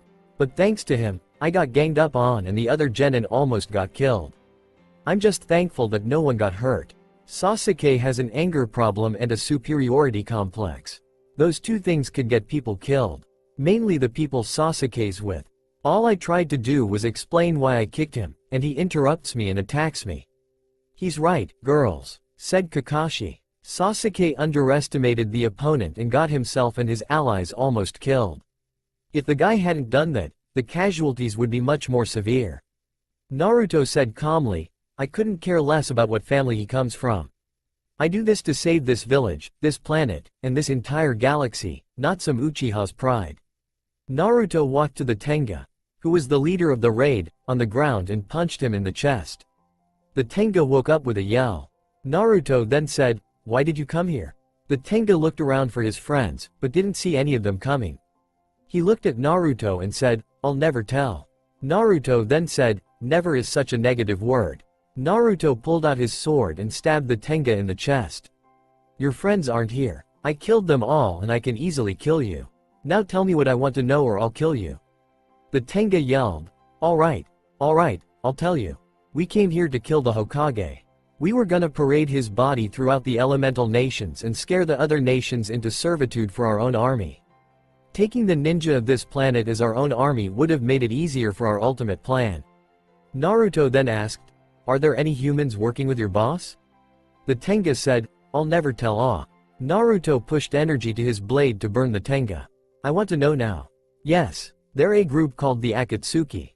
He forced them to become his servants. The group was trying to collect 9 beasts they called the Biju before we took over. There's also a guy named Orochimaru who's with us. Are they spreading their influence anywhere else? Tell me how many beasts they have." "Okay, Orochimaru said he could get Tsunagakure to join us. He also said that Jinchuriki were harder to defeat than the regular Biju, so they're trying to use one of the 3-tailed beasts they have to create a Jinchuriki to fight for us. That's all I know, I swear. Now please let me go." "Fine." Naruto pulled his sword out of the Tenga's gut and said, "You're free to go." The Tenga started running away as soon as he ended his sentence. But it didn't get far as Kakashi yelled, Reikuri, and stabbed the Tenga through the gut. The green spandex-wearing ninja who helped in the fight came over and said, "Thank you for your assistance today," said Lee. "It was nothing," said Naruto. Lee said, "I will become as strong as you one day. And if I can't do that, I'll run around Konoha 300 times on my fingers with boulders on my back. And if I can't do that, I'll climb the Hokage monument with my teeth. And if I can't do that, I'll try to plow through the Hokage monument." Quote, "That's the spirit, Lee," said Guy. "Your fountain of youth shines brightly. Guy-sensei." Lee, Guy-sensei. Lee, Guy-sensei. They embraced each other in a hug where a beach with a beautiful sunset appeared out of the blue. Naruto looked at Lee and Guy and said, "No amount of therapy will ever make this right." Naruto powered back down to his ninja D form and flew away, not caring who saw him. By the Hokage monument, Naruto flew to the Hokage monument and demorphed there. He sat down on the ledge and let out a big sigh. "That was a lot harder than I thought it would be. You're telling me. I thought you would be able to handle them easily since Tommy Kid, but I guess he had more fighting experience than I thought. I guess I still got work to do. But back to the real mission. You already know who I was thinking of suggesting for the team and you saw them fight today. What do you think of them? Do you think that those two are good suggestions? You mean Hinata and Kiba? They're excellent choices. What about the Dragon Ranger? You got any thoughts about that one?" "Nope. I guess we'll just have to wait a little longer until someone can fill that spot. But anyway, how do you think I should approach them about becoming part of the group? Try teleporting them there after you meet them." "Okay, but wait, they're gonna ask me about where I was. A fight that big? There's no way I'd miss it. Where do I say I was? Say you were escorting the villagers to the safe bunkers under the Hokage monument." "Wow, you're good at this lying thing. How did you become so good?" "It comes with being a leader, Naruto. You'll find out soon." Naruto walked down the monument on the stairs and tried to find his friends. He found them waiting at Ichiraku's ramen stand. He walked in saying, "Hey guys, where have you been? I've been waiting for you guys at the bunker below the Hokage monument, but you weren't there." Kiba said, "We were waiting here for you.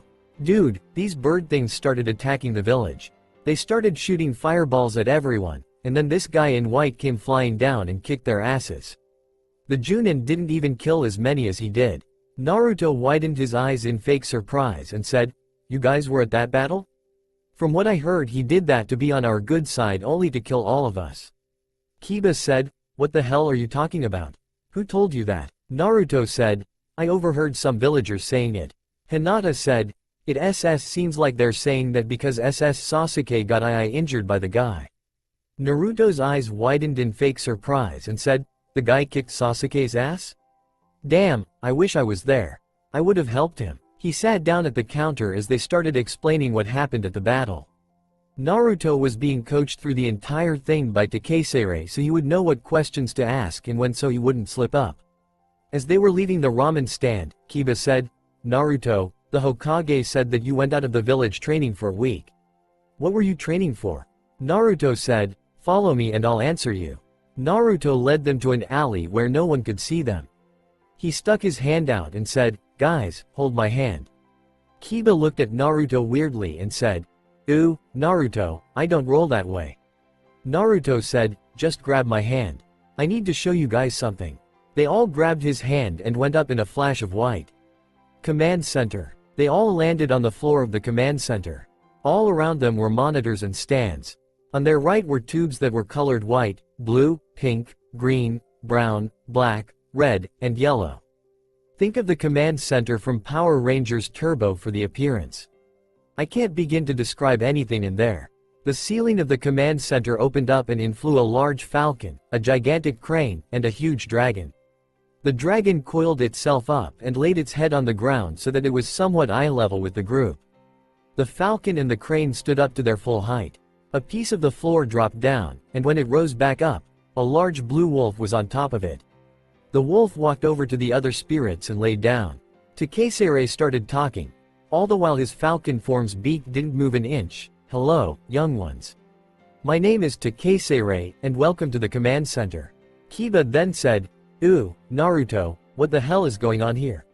Naruto then said, "Sit down, you're in for a long story." When they sat down on the chairs by the monitors, Takesere said, What I'm about to tell you is of the utmost importance. It must remain confidential. We will tell you our story, and offer you something. If you accept it, then fine. If not, then your memory of this conversation will be erased from your mind and you'll think you just went and trained with Naruto. Are you okay with that? Kiba and Hinata just nodded wordlessly. They were too stunned at the fact that the animals were talking. Takesere said, "All right, it all started on the planet of Fidos." Hinata interrupted, Another planet? But I thought that this one was the only one able to sustain life." The wolf said, "That's a lie. Of course other planets can sustain life. You just haven't found which ones." Anyway, on Fidos, the ninja spirits then told them what Takesere told Naruto. After the story, Hinata said, "Wait, if there's other sentient life in the GGG galaxy, did they give our planet a name?"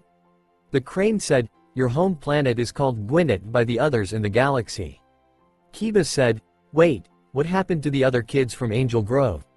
Takesere said, "They're alive and are still fighting evil now. The only problem is that our connection to them was only through the power coins they kept with them that let them use our power, and their base. When their base was destroyed, the connection was broken. With you young ones, the connection will be a soul bond, which is unbreakable." Hinata said, "What does this mean if we want to do it?" Takesere said, "You will have to put aside your petty fights with the other elemental nations. You will need to protect others from the Tenga, no matter who they are. Also, you will need to be content with killing the Tenga and anyone else that Rito sends your way. Can you handle that?" Hinata and Kiba started staring at their toes, deep in thought. For Hinata, this would be a hard decision. Help the other elemental nations? That would mean Kumogakure also. The place that was behind her attempted kidnapping when she was 3.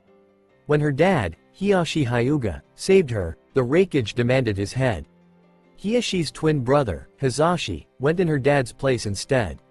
When her aunt heard about it, she was pregnant and she went into such a deep depression that she and the baby died during childbirth, leaving her cousin Neji an orphan. Ever since then, Neji has hated Hinata. Since she got kidnapped, Neji suffered and lost everything. Could she help the people who turned her cousin's life into a living hell? For Kiba, it was also hard. His dad, Kaiza Inuzuka, was one of the hundreds of ninja who died in the Third Shinobi War at the hands of Iwagakure no Sato. Kaiza and the rest of his team were waiting for the yellow flash of Konoha to get to their position to help them. When the yellow flash didn't get there in enough time, Kaiza gave his life to kill 10 of the enemy ninja there. It was thanks to his dad that they held out for so long. When he heard of stories about his dad from his mom and sister, it made him angry about the fact that he didn't get the chance to know his dad. Over time, he directed that anger towards Iwagakure. Seeing their inner conflict, Naruto said, "Guys, listen to me. I see what you guys are going through. To be honest, I can't relate.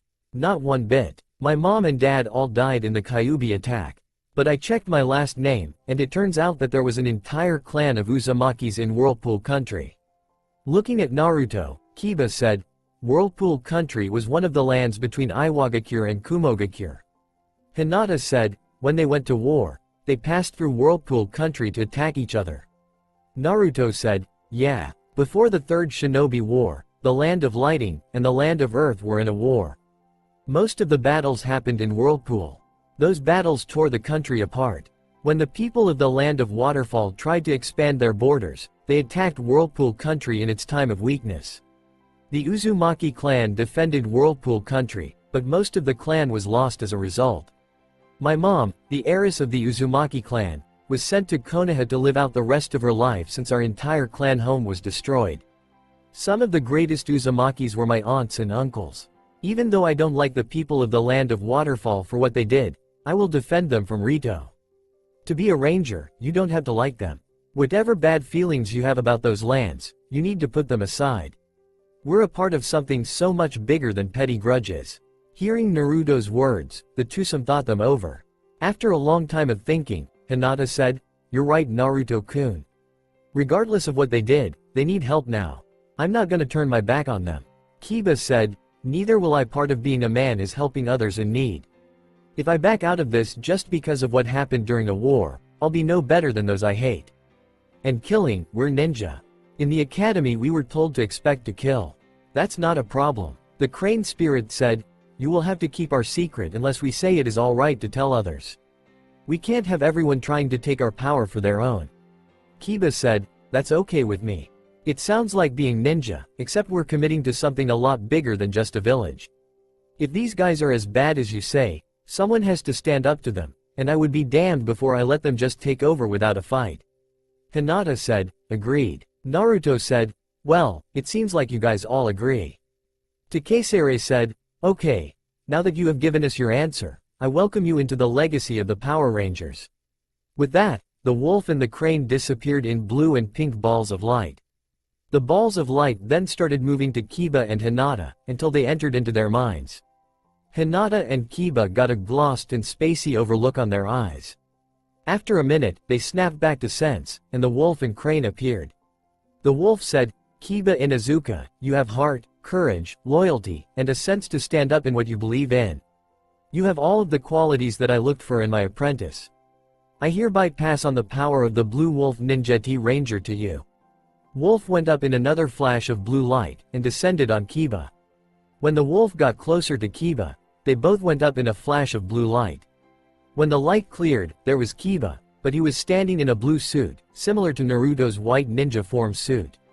On his chest, he had a gold emblem of a wolf prowling through the forest. Also, Akamaru, who was standing beside him, was encased in a form-fitting dark blue suit like Kiba's, and he had a black dog collar with a golden coin hanging off of it. On the coin was the same emblem that was on Kiba's chest. Kiba grew to be 5 feet 10 inches. Akamaru also grew a lot larger. Akamaru was 5 feet long, not including his tail. When he was standing on his legs at full height, he reached 3 feet tall. Akamaru went from a regular house puppy to a menacing attack dog. The crane started speaking after the light died down. Hinata Hyuga, you are loving, caring, graceful, and compassionate. You have many of the qualities I look for in an apprentice. I'm honored to pass on the power of the Pink Crane Ninjeti Ranger to you. The crane disappeared into a ball of light and descended upon Hinata, putting her in the same suit as Kiba's, except pink. Her emblem was of a crane flying over a lake. She also grew to be 5 foot 8 inches. The dragon then said, you three were chosen to be the acolytes of the great spirits of the Ninjeti. You are now the newest branch of the Power Rangers. The dragon was interrupted by an alarm going off. The screen behind the animal spirits turned on. It showed a monster walking through Konoha, blasting houses. It had on a red, white and blue striped shirt with a red beret, a blue paint stick, and a paint disc. The dragon said, well, I see no better test of your powers than with a monster attack. Go now, and may the power protect you all. After the dragon's speech, the falcon, the crane, and the wolf spirits used their powers to transport the rangers to Gwinnett. Hinata, Naruto, and Kiba disappeared in flashes of pink, white, and blue respectively. They were flying through outer space at the speed of light, 186,000 kilometers per second, going to Gwinnett to stop that monster from destroying their home. 3 minutes and 33,480,000 kilometers later, they arrived at Konohagakure no Sato, seeing the monster destroying some of the buildings. Naruto told the others, follow my lead, and ran silently to the monster. They hopped on top of a building not far from him, and then Naruto jumped off of it with a flying side kick aimed at the monster. He hit the monster in the back, making it stumble forward. The monster turned around, only to catch 2 flying punches from Kiba and Hinata. Kiba and Hinata just landed, side by side. Naruto ran forward and did a flip off the ground, landing on Hinata's right and Kiba's left shoulder, and flipping off in a split second, sending a flying dropkick at the beast. Naruto landed and smirked, though you couldn't see it behind the mask. Hinata and Kiba ran up to the side of him. Kiba hit him in his shoulder hard, saying, damn, could you warn us before you do something like that? You weigh a ton. Naruto said, I could, but it wouldn't have looked cool. Anyway, let's kick these monsters' butts quickly.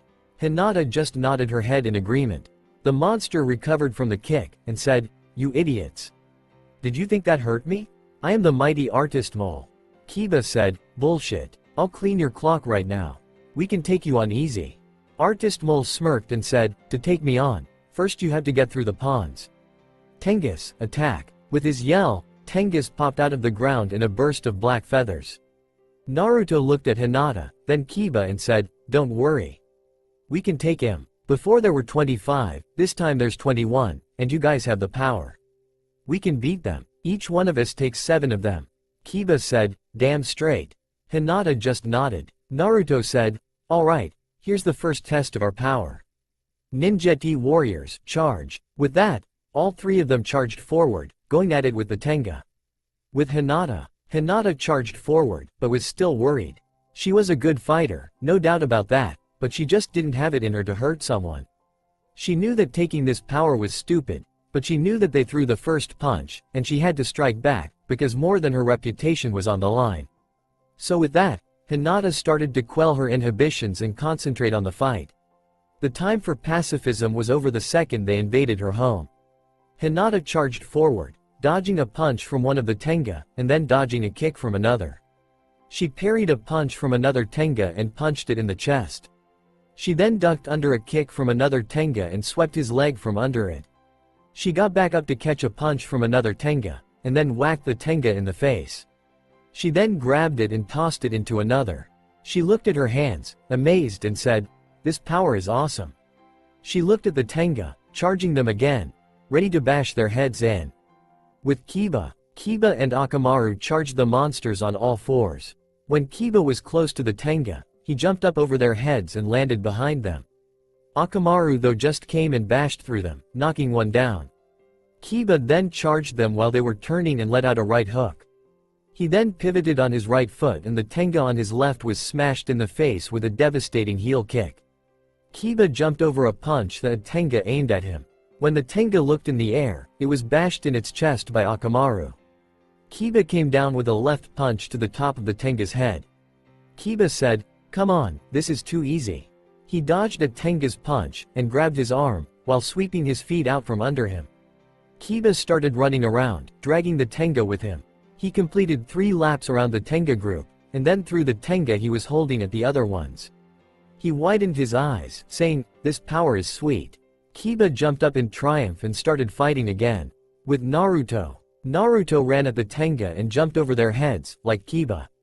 He landed behind them, and started fighting them. He charged them, sending out a left roundhouse kick at the closest one that missed. Then using the momentum to get out a right heel kick, he was able to connect with the Tenga. Naruto then kicked out to the Tenga in his face, then back punched the one behind him. He ducked under a kick, then dodged 2 punches by other Tenga, then caught a 3rd punch. He then pushed the hand up, crouched down a little, and landed 2 punches to the Tenga's gut with lightning speed. Naruto got back up, only to barely dodge a punch by the Tenga. Naruto sent a left punch to the Tenga, and grabbed his arm and threw the Tenga behind him. Naruto back flipped over a sweep by the Tenga, and jumped away. He then charged them, while they were charging him. Naruto ran at them, and then started flying low to the ground. He then pulled up as soon as the Tenga were close. He grabbed one by their shoulders and hoisted them up into the air. When he got 100 feet into the air, Naruto started twisting in the air, gaining speed as he did. He then threw the Tenga to the ground. The thrown Tenga collided with the Tenga on the floor and they all fell over. Naruto smirked behind his mask, but it was short-lived as he was hit from behind by something. Naruto let loose a scream of pain as the attack hit him, and he started falling out of the sky. When he collided with the ground, Naruto barely avoided a life-threatening injury. With Kiba was on a roll. The ranger powers had increased his up to 5-fold. He could feel the power coursing through every vein on his body, making it easy to destroy the Tenga warriors. He was handling them easily. He had just blocked a punch from a Tenga when Naruto dropped out of the sky. His eyes widened and he punched the Tenga in the face, and Akamaru jumped up and kicked it in the head, making it fall over. He and Akamaru then ran towards Naruto, getting to him as he landed on the ground. Kiba stopped by Naruto, trying to help him up. When he tried though, all Naruto did was groan. Kiba got up and was about to call for Hinata when he was hit in the back with a fireball. He kneeled down from the pain, and looked behind to see that Naruto's 7 Tenga warriors were back up and joined his 7. Kiba got up and went wild on the Tenga. He punched one in the chest 3 times, and then rolled over its back to kick another Tenga. He punched 2 on his left and right, and then jumped over a sweep. He landed and was kicked by a Tenga. He then was ganged up by them. With Hinata was doing well. She was on the winning side of her fight with the Tenga, when she saw Naruto fall out of the sky. She wanted to go, but trouble in the form of 7 Tenga appeared in front of her. She started fighting harder and moving faster, so she could get to Naruto quicker. She started fighting even harder when she saw that Kiba was being beaten. She forced herself to beat the Tenga, but they wouldn't fall. Hinata stayed fighting her Tenga, until she started getting winded. Her moves were getting sluggish and the Tenga started hitting her back more. She was on the bad side of a 7-on-1 jumping. With Naruto. After a few minutes, Naruto felt good enough to stand up. The attack to his back still hurt, but his ninja suit wasn't damaged in the least.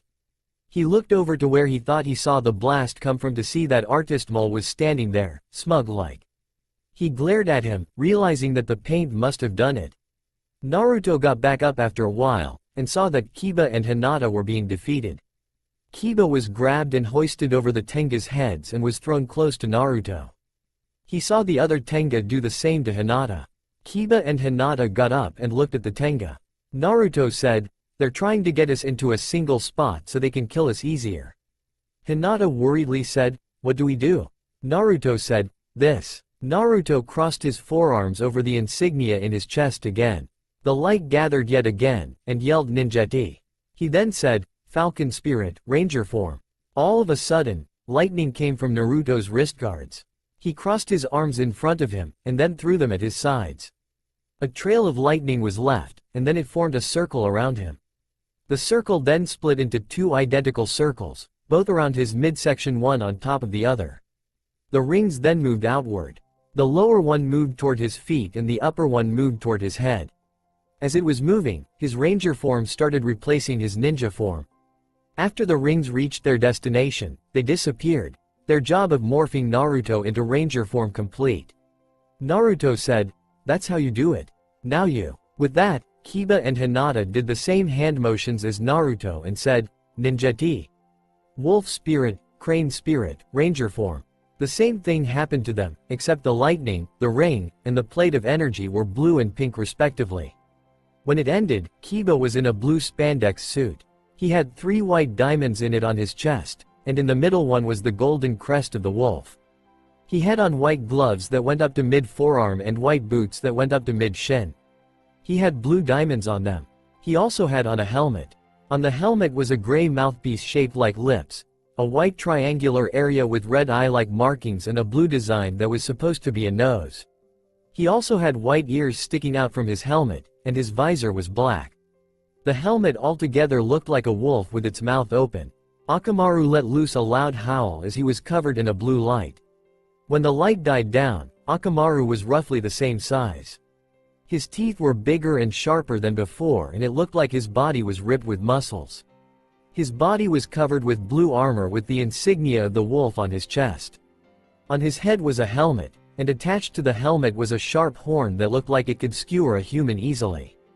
Hinata's ranger suit was a pink variation of Kiba's, except she had a skirt on also. The helmet had small green eyes, a golden beak over the visor. When they ended, they were surprised over the power they had. They had felt nothing like this before. They felt like they could take the entire world on easily. Their power was surging throughout their body, and they felt more powerful than they ever had before. Naruto said, "Nice, isn't it?" Hinata and Kiba said, "Yeah." Naruto said, "Alright, now let's kill these bastards and get home." "It's getting late." Kiba said, "That's true." Hinata just nodded. Naruto said, "Let's go." And they charged the Tenga with renewed strength. With Naruto charged the Tenga easily. He pulled out his sword and charged the Tenga. He brought his sword hand, right hand, up and then brought it down on the purple body vest of a Tenga, crouching down to add speed and power to the slash. He then turned to his right, holding the sword out. While crouching and twisting, the sword cut yet another Tenga. Naruto stood back to his full height and grabbed the hand of a Tenga on his left that was trying to punch him. He pulled the Tenga toward him and sidestepped to the right, out of the way so the Tenga fell down. Without warning, Naruto jumped up, avoiding a fireball sent to him by a Tenga behind him. Naruto turned around in the air, and brought his sword down on the Tenga. "Hey Naruto," said the voice of Takeseire. "Try this move." Takesere then sent a mental video to Naruto of the move he wanted him to try. Naruto then crouched down a little and swung the sword to his left shoulder and rested it there. Naruto focused chakra to his feet. He then jumped forward a great distance, swinging the sword outward and hitting the tenga in front of him. The tenga was sliced in two at the waist and blood flowed out. Some landed on the sword, and some landed on Naruto's suit. Takesere said, "Damn. Can't you go into one battle without getting blood on the suit?" Naruto ignored Takesere's bitching and went back to attacking the tenga. He started slicing up the tenga left and right. He ducked under a punch, and then cut off the arm of that tenga. He turned around in a circle, hitting all the tenga around him. Naruto smirked and said, "This is so easy." With Kiba, Kiba charged the tenga on all fours.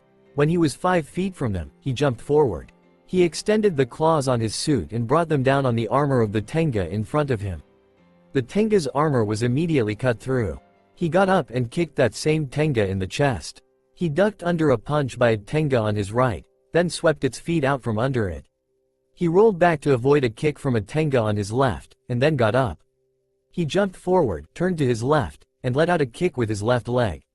The tenga flew back 5 feet and started rolling away. He then heard a voice in his head say, "Call on the wolf lance." Kiba was confused where the voice was coming from until he remembered where he heard it before. "Ukamisere?" Ukamisere said, "No, it's the fucking Tooth Fairy. Who the hell do you think it is?" Kiba dodged a punch from a tenga as he replied to Ukamisere, "What exactly is the wolf lance?" Ukamisere said, "The wolf lance is the personal weapon of the wolf ninja T-Ranger. Your ranger suit has already uploaded into your brain knowledge on how to use it. Now stop dancing around their attacks like a pussy and fight back." Kiba dodged 2 strikes from the tenga, then kicked one away as he jumped away from them to give himself some room to fight. Kiba yelled out, "Wolf lance," and a dot of blue light appeared in front of Kiba. The dot started to expand and widen until it was a long, thin tube. When the light died down, a dark blue lance was hovering in the air.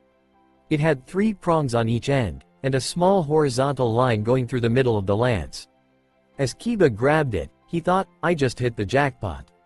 Kiba followed his instincts and charged the tenga with Akamaru beside him. All of a sudden, Akamaru raced ahead of him and dashed towards the nearest tenga. Akamaru jumped at the tenga and used that horn of his to impale the tenga. Akamaru then stood on his hind legs and used his front ones to push the tenga on his horn off of it. Akamaru then twisted around and hit the tenga to his side. Hearing one of the tenga behind him try to hit him, Akamaru shifted his weight to his front legs, and kicked out with his back legs, hitting the tenga in its thigh and forcing it to its knees. Kiba was also mauling through them.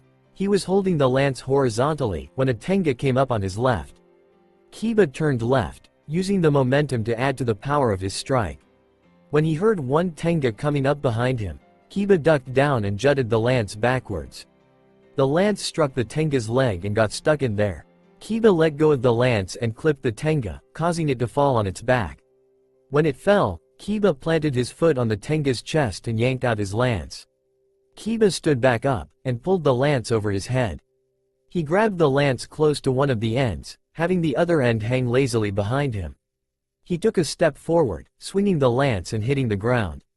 When he did, 2, 5, and 7 feet in front of him, a blast of blue lightning blew out of the ground, hitting the tenga in front of him. Before Kiba could get a proper grip on his lance, a tenga came up from behind and tackled Kiba to the ground. Before it could do anything though, Akamaru came up from behind it and impaled it with his horn.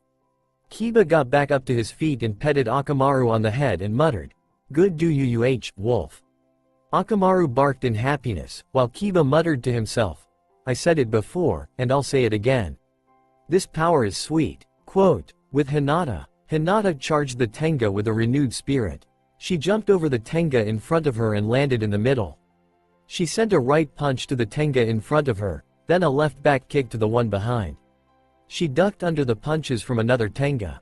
She then turned around and swept the tenga's feet out from under it. She stood up and dodged a punch from another tenga on her right. She jumped up and twisted in the air to the right, kicking the tenga that tried to punch her. She kicked another tenga behind her and jumped away. She heard a voice in her head say, "Hinata, call on the power of the crane bow. Hinata heard the voice of the crane spirit and decided to listen to her and said out loud, "Crane bow." And out came a bow. It was pink, with the head of a crane on the far end, opposite the string. The crane head had green eyes and the rods looked like wings. It had a string connecting the two ends that was tight as a harp string. Hinata was about to use it, but was confused. She thought to herself, hoping the crane spirit could hear her, "There aren't any arrows to shoot." Kijukasere said back, "Don't worry. Just shoot it like there is one. Trust me, it'll work."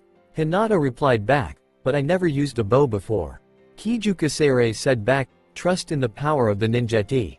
Hinata, realizing what she was saying, just nodded her head and looked forward at the tenga. When one came forward, Hinata put the bow in her left hand.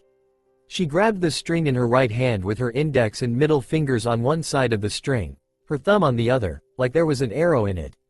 She then let the string go. She felt the bow suck away a small part of her energy, and a light came out of the bow in the form of an arrow. The arrow of light flew forward and hit the tenga square in the chest. Hinata stared wide-eyed at what happened. The bow draws on her own energy to do attacks. Hinata smirked behind her mask and started shooting at the tenga as they came forward. She started charging them while shooting. She purposely missed some shots to scare the tenga. When she was close to the tenga, Hinata jumped, flipped and drop-kicked the front one. She ducked under a punch from a tenga on her left, then swept its feet from under it. She readied her bow and let it fire close range at the tenga behind the one she swept. She jumped forward, barely dodging a kick from a tenga behind her. She flipped around so she was upside down and shot two of the tenga before she had to complete the flip to land safely. Hinata then turned around and shot another tenga. With Naruto, Naruto was demolishing his tenga. With his skills, he was easily hacking through the avian terrors of his world. Eventually, Naruto reduced their numbers to just 3, all of which were circling him. One of them had the balls to strike first. Well, balls or lack of brains. Naruto ducked under his punch and punched the tenga in the chest with his left hand. His right hand handled the sword, which he swung and cut off the tenga's arm. Naruto then kicked the tenga in the chin with all of his power, making it rise off the ground. He then turned in a full circle and kicked the tenga in its chest, knocking it back. While it was in the air, Naruto shot off a crescent of energy to destroy the tenga. The other two shot fireballs at him from behind the ninjeti warrior, but he was able to flip over them. Naruto turned around and charged the tenga while dodging their attacks. Eventually, Naruto got close enough to cut off their heads. Naruto then turned to face Artist Mole. With Kiba's luck with the tenga mirrored Naruto's. With Akamaru's help, he was able to lower the tenga's numbers. He ducked under a kick from one tenga and twisted his lance around to sweep its feet from under it. He turned clockwise and hit a tenga on his left, then the one on his right. He bent backwards to dodge a fireball shot by a tenga, then came back up, with his right fist impacting against the tenga's face. "Hey Runt, try this out," came the voice of Ukamisere. He sent a mental video to Kiba that showed the move he wanted him to do. Kiba muttered, "Sugoi," and held the wolf lance horizontally in front of him. He pulled the lance down, and brought his knee up to hit the lance on the white line, breaking the wolf lance into two symmetrical pieces. Kiba flipped the lance parts around to hold them uprightly, and then pumped them with chakra, causing them to spark with blue electricity. Kiba pulled his hands back, and then threw the halves towards the tenga. The recovering tenga were all eviscerated by Kiba's new technique. At 20 feet, the lance halves turned around and returned to Kiba like boomerangs. Kiba caught the lance halves and reconnected them. Kiba turned around to see that Akamaru was pushing the last tenga off his horn. Looking towards the team leader, he saw that Naruto was finishing up with his tenga, so he ran to join him. With Hinata, Hinata was just finishing up her tenga also. She shot another energy arrow at another tenga, hitting him in his leg so he wouldn't move. That was the fourth tenga she got that way. Since there was a less of a chance of her missing, Hinata then shot an energy arrow at their heads, killing them. She then rolled forward, barely missing a fireball shot by a tenga. She saw another one incoming and shot it. She saw that it cancelled the fireball out. She saw another tenga charging up another fireball. She pulled back and shot as soon as that tenga let its fireball go. She shot a second unseen arrow behind the first one though. The first one cancelled out the fireball, the second went through the small amount of smoke into the Tenga's mouth, killing it. She looked over to Kiba and Naruto to see Kiba finished and Naruto almost finished. She quickly took out the Tenga and joined her team. As Naruto finished his Tenga, Kiba and Hinata came to join him. They looked toward Artist Mold to see him shocked. They could tell by the look on his face that he never expected them to finish the Tenga. Naruto spoke up and said, and then there was one. Now come on, Artist Mole, I want to end this before sundown. What they didn't see was that there were many ninja watching this battle from a small distance. Among them were Kurenai, Kakashi, Asuma, and Guy. While the Rangers were fighting, Kakashi said, "Guys, we have to do something. Just standing here, we're not protecting our village at all." Asuma said, "Why, Kakashi? The fighters are doing well. Look at the blue one. Those small claws on his hands just impaled that hawk monster. They're doing great." Kurenai jumped in on Asuma's side. She said, "It's just like the white one said earlier today when he helped us. If we jumped in the battle, we would just become liabilities. Just let them handle it, Kakashi, they're doing great." Kakashi said, "This is our home. The villagers look to us to defend it." A voice came from behind Kakashi, saying, "That is true, Kakashi." The four Junin turned around to see the Hokage there. He said, "This is our home. The villagers do look to us to defend it. But they are defenders of our home too. This is their battle. And unless they are in serious need of it, no one jump in. That's an order." Quote, Guy said, "Are you sure about this, Hokage-sama? What if we don't jump in time?" Quote, the Hokage chuckled a little and said, "I wouldn't worry about that, Guy. I don't even think they'll need our help. They can do this by themselves." Quote, Artist Mole said, "You may have been able to defeat the Tenga, but you'll never stop me." Kiba confidently said, "Yeah, well, we'll see about that." Artist Mole said, "No, you won't. Yellow paint." The Rangers waited a moment, but nothing happened. Hinata said, "Ooh, you didn't do anything." Artist Mole smirked and said, "Yes, I did. Look down, or at least you can try." The Rangers tried to look down, but couldn't. They couldn't move their heads. Naruto tried moving his legs, but no go. Kiba tried his arms, nothing. Hinata tried to move, but it still didn't work. Artist Mole laughed and said, "That's the beauty of my art. Each color has a different special ability. You just figured out that yellow has the power of paralysis. Say goodbye, Rangers." Artist Mole dipped his paintbrush into the palette of colors he had, then said, "Red paint," and slashed his paintbrush. A red crescent of energy came out and soared towards the Rangers. The Rangers tried to block, but couldn't move a muscle. The paint hit them immediately and they were blasted away. They were all flung in different directions. They all landed and felt the pain, but couldn't move a muscle. Naruto saw Artist Mole look at him and laugh. He then said, "I think I'll kill your fearless leader while I make you two watch." Hinata and Kiba then yelled out, "No," in protest. Artist Mole said, "Cry all you want, it'll do you no good." He turned Naruto's way and smirked. Naruto looked at him, and struggled to make his lips move. The paralysis spread to where he could barely move his body muscles. If it went any further, the muscles used to help him breathe would stop operating, making it so that he would suffocate. He struggled to move his lips and struggled, but was able to say, "SSS slice them to RR ribbons, ta ta to kesere." With that, the sword in his hand shattered into 1,000 little white and gold pieces. They circled around Artist Mole like a tornado, cutting him up with every second. The blades then started getting faster and faster, eventually cutting up Artist Mole. Green blood started oozing out of his body as the blades hit. On the sidelines, the ninja watching were impressed. Blades that small doing that much damage. The Rangers knew how to use their powers to their fullest. While the vortex was going, the Hokage turned to Kakashi and said, "Kakashi-san, I believe that Konohagakure's new protectors could use a little assistance in getting that paint off of them." Kakashi completed the hand seals and said, "Way ahead of you, Hokage-sama. Water style, Great Waterfall Jutsu." He sent the Great Waterfall Jutsu at the Rangers, but seriously downgraded the power. The water washed over the Rangers, wiping off the paint from Artist Mole's attacks. The Rangers felt power return to their limbs and they stood up. They looked over to the origin of the waves to see the Junin force standing there, watching the fight. Naruto said, "Thanks," and ended the vortex of blades surrounding Artist Mole. The blades came back and formed his sword again. He said, "Ninja warriors, attack." They let out a battle cry as they charged Artist Mole, pulling out their weapons. Naruto went forward with a forward slash at Artist Mole, which missed. Artist Mole jumped to the left, only to be hit by Kiba's strike from his lance. Artist Mole wobbled back in pain, only to be shot by Hinata's bow. She shot 3 in a row, all 3 hitting her mark.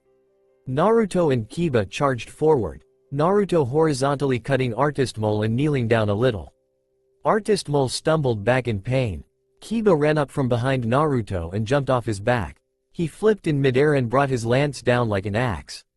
It connected with the top of Artist Mole's head. Hinata came forward and jumped over both Naruto and Kiba, firing shots at Artist Mole.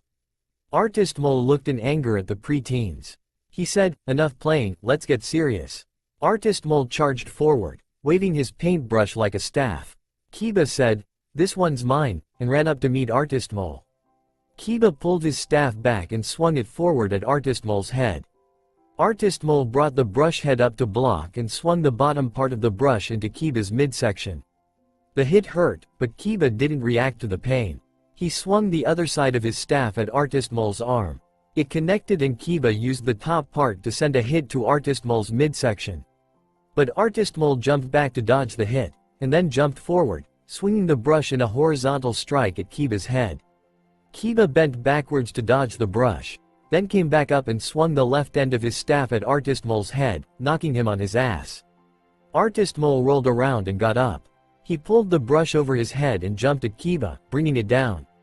Kiba put the lance horizontally and raised it up to meet the strike. So strong was the thing on Kiba's mind since the attack was really hard to block. While he was holding the lance, the wolf spirit said something to him in his head. "Runt, put your hands on both sides of the white bar on the lance. Split it in 2, then attack Picasso." Kiba said, "I got it, thank you." Artist Mole started putting more pressure on the staff. Kiba felt the staff start to bend more. Kiba thought to himself, "Here it comes."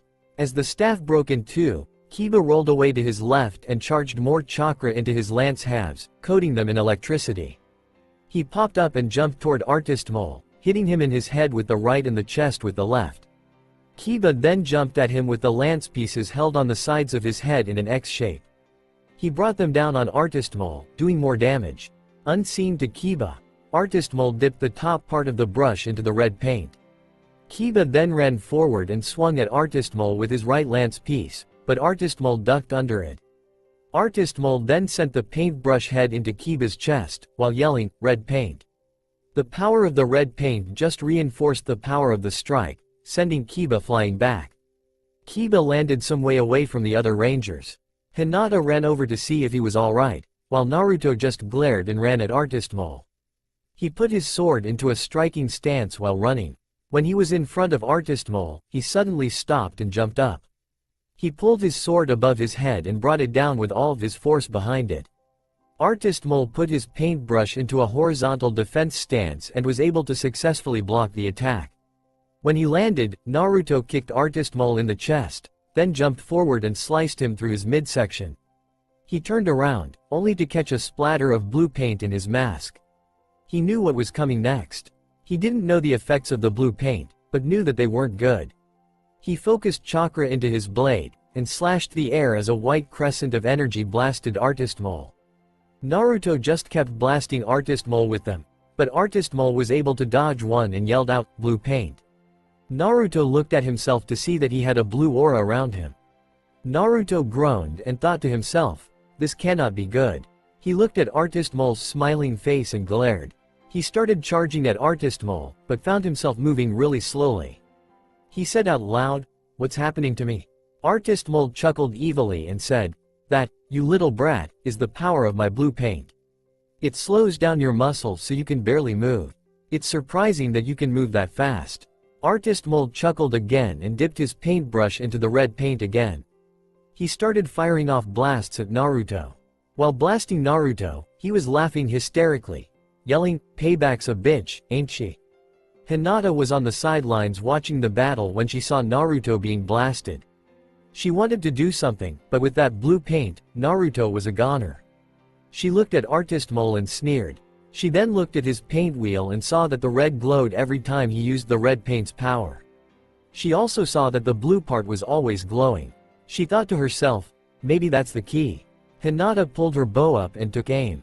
She pulled back on the string and lined the crane head up with Artist Mole's paint palette. She then let the string go, the energy arrow flying forward and finally hitting Artist Mole's palette. The palette shattered from the blow, releasing Naruto from the barrage of blasts and from the blue paint power. Artist Mole looked over to where the arrow came from to see Hinata standing there. Hinata then sarcastically said, "Oops. I broke your paint wheel. My bad." Artist Mole glared in her direction, but it didn't last long, since he was kicked by Naruto. Naruto said, "Your history. Guys, let's finish this." Kiba and Hinata went forward, standing by Naruto. Naruto glared and charged forward, with Kiba right behind him. Naruto focused chakra to the edge of his sword, making it blazing hot. He stopped in front of Artist Mole and jumped up again. He brought his sword down with all of his weight. Artist Mole brought his paintbrush up and blocked the hit. Naruto smirked and let the charged-up blast go at point-blank range. The spot where the paintbrush and the sword edge met was covered with white light. The light expanded, making a wall between Artist Mole and Naruto. Naruto detonated the blast, blowing him back and making Artist Mole skid along the ground. Kiba came immediately after. He ran forward and did the same attack as Naruto, and focused his energy into the side of the lance that hit the paintbrush. The lance hit exactly where Naruto's blade hit. It started making cracks into the paintbrush, though Artist Mole didn't pay attention. Kiba was soon kicked in the chest by Artist Mole and fell back, giving Hinata a clear shot. Hinata took that as her cue and shot 3 energy arrows off at Artist Mole's brush. It went at the exact point where Naruto and Kiba hit. The arrows eventually broke the brush, leaving Artist Mole defenseless. Artist Mole said, "I can still kill you 3 brats myself." The 3 rangers regrouped and Naruto scoffed at Artist Mole's words. He said, "With all your Tengus, your paint, and paintbrush you couldn't defeat us.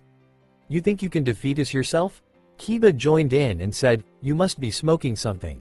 Hinata smirked under her helmet and said, "Face it, you're through." Hinata aimed her bow at Artist Mole, but stopped once Kiba broke his wolf lance in half, charged one to the brim with power, and gave it to her. He said, "Shoot that instead." Naruto looked at Artist Mole and charged forward. As he was charging, he said, "You're right, Artist Mole. Payback is a bitch." He charged another blast to his sword, but didn't let it go. Naruto ran up to Artist Mole and kicked him in the chest. He then slashed through Artist Mole with his empowered sword, stunning Artist Mole. Naruto ran behind Artist Mole and said, "And I'm her pimp." Now, Hinata took that time to shoot Kiba's lance. The lance part was then surrounded by a pink and blue aura as it flew toward Artist Mole. Naruto charged his sword with chakra to the brim, and then let the blast go at Artist Mole. Both blasts connected at the same time, with the lance hitting Artist Mole's chest and Naruto's attack hitting Artist Mole in the back. The attacks were so powerful that Artist Mole had nowhere to go. The pressure of being in between the 2 powers eventually overwhelmed Artist Mole and both attacks destroyed him. He went out in a huge explosion that kicked up a smokescreen. When the smoke cleared, there was a 1-foot-deep crater with a part of Kiba's lance in it. Naruto picked up the lance piece and walked toward his friends. He said, "Our first mission is complete. Come on guys, let's go."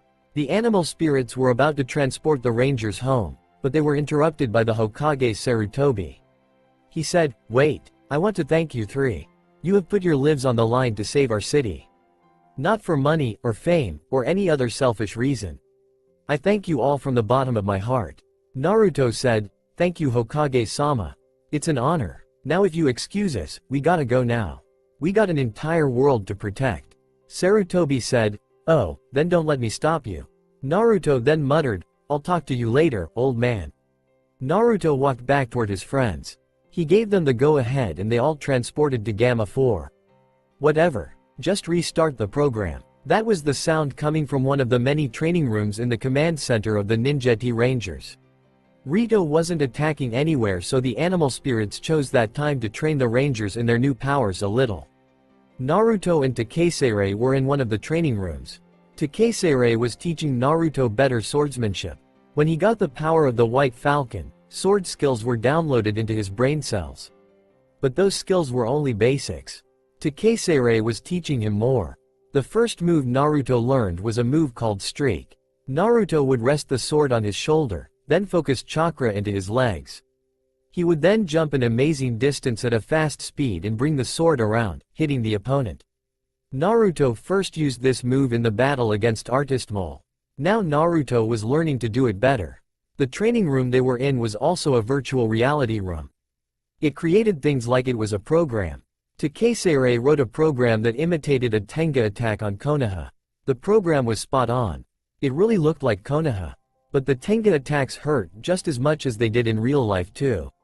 And the only way to get rid of the Tengas was to kill them using the streak attack. The program also made the Tenga come at random. It was to test Naruto's effectiveness with streak. If he didn't charge it enough, he wouldn't make it to his opponent. If he charged it too much, he would fly too fast and too far from his opponent to hit anything. Naruto was walking through virtual Konoha in his ranger form. There were many people going around too. While Naruto was walking, he was hit from behind with a fireball. Naruto didn't even have to turn around to see who did it. When he turned around, there were 3 Tenga there. The Tenga fired their fireballs at Naruto, who jumped over them. When he landed, he immediately charged chakra into his legs. He let it go and let out a perfect streak. He hit the Tenga in the middle. The Tenga started vibrating, then disappeared. The other 2 were smart enough to jump away. When Naruto landed, he was immediately fired upon by the Tenga. Right before the attacks hit, Naruto focused chakra into his legs. He then jumped backwards. With the built-up chakra, he jumped a lot faster and further than he normally would. The fireballs hit each other where Naruto was not even a split second ago. Naruto then ran toward the next Tenga. When the Tenga fired a fireball, Naruto held his sword out to take the attack. He balanced the attack on his sword and stopped the forward motion of it. When the other Tenga fired a fireball, Naruto swatted the stopped fireball toward the incoming fireball and neutralized it.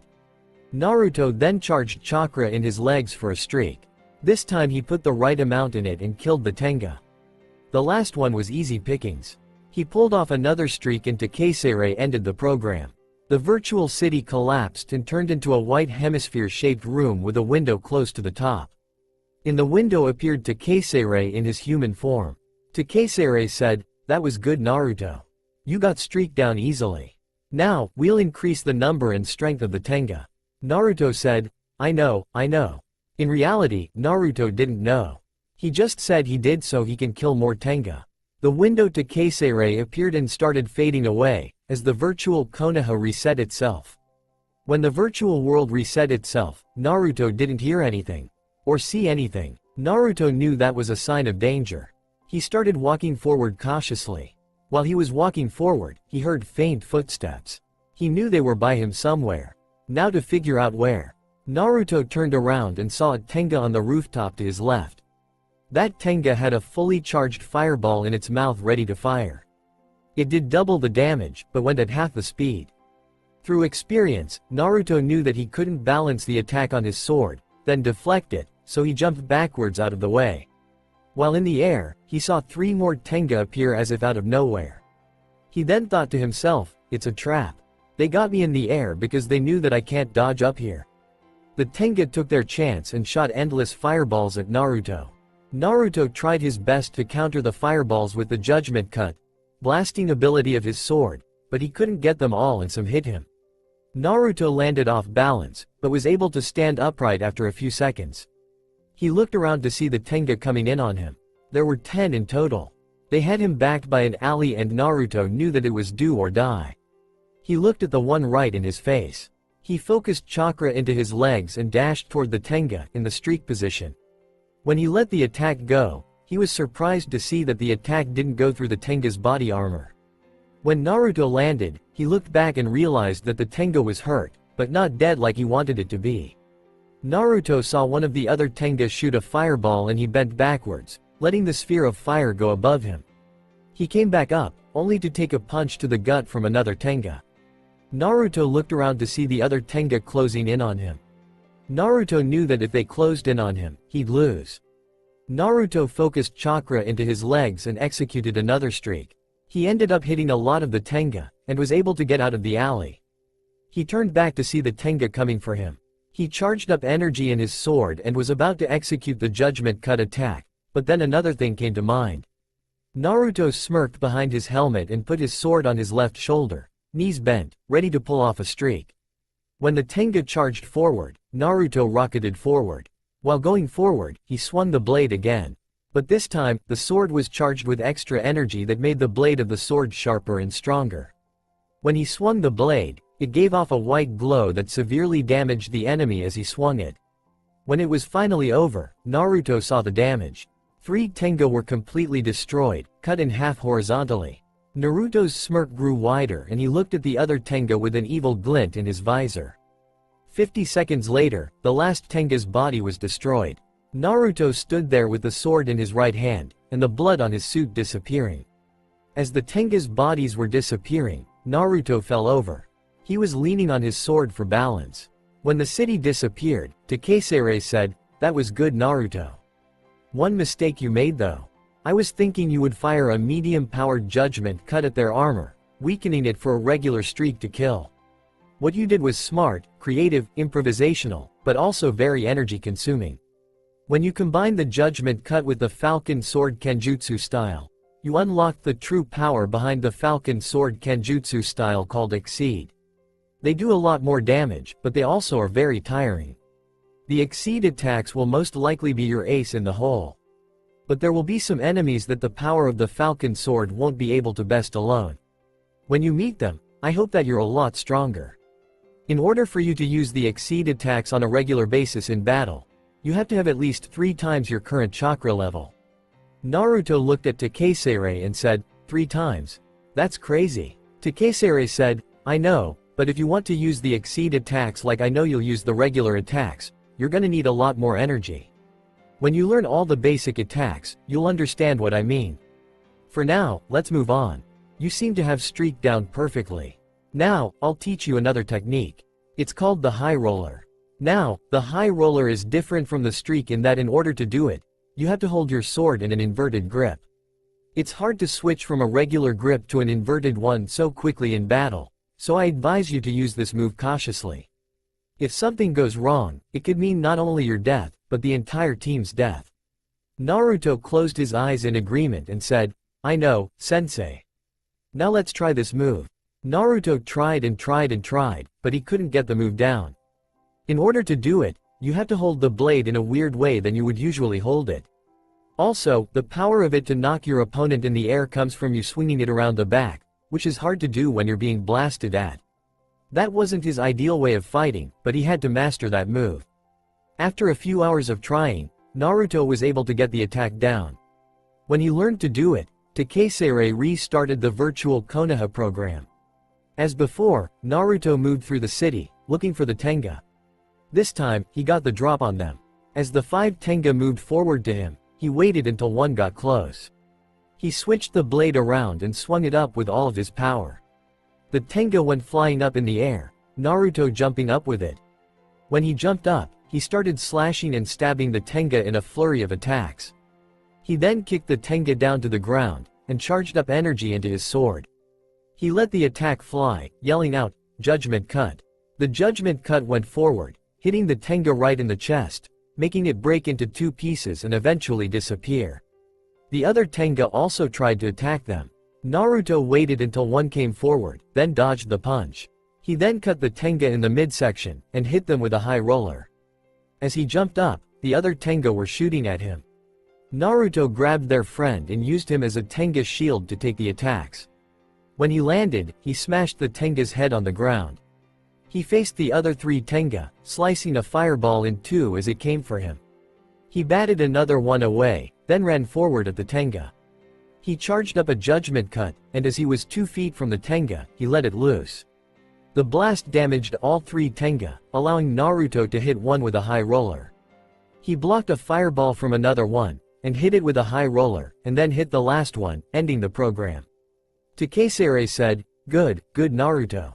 You're doing great. I knew that I chose right in letting you become my fighter. Anyway, let's take a little break for now.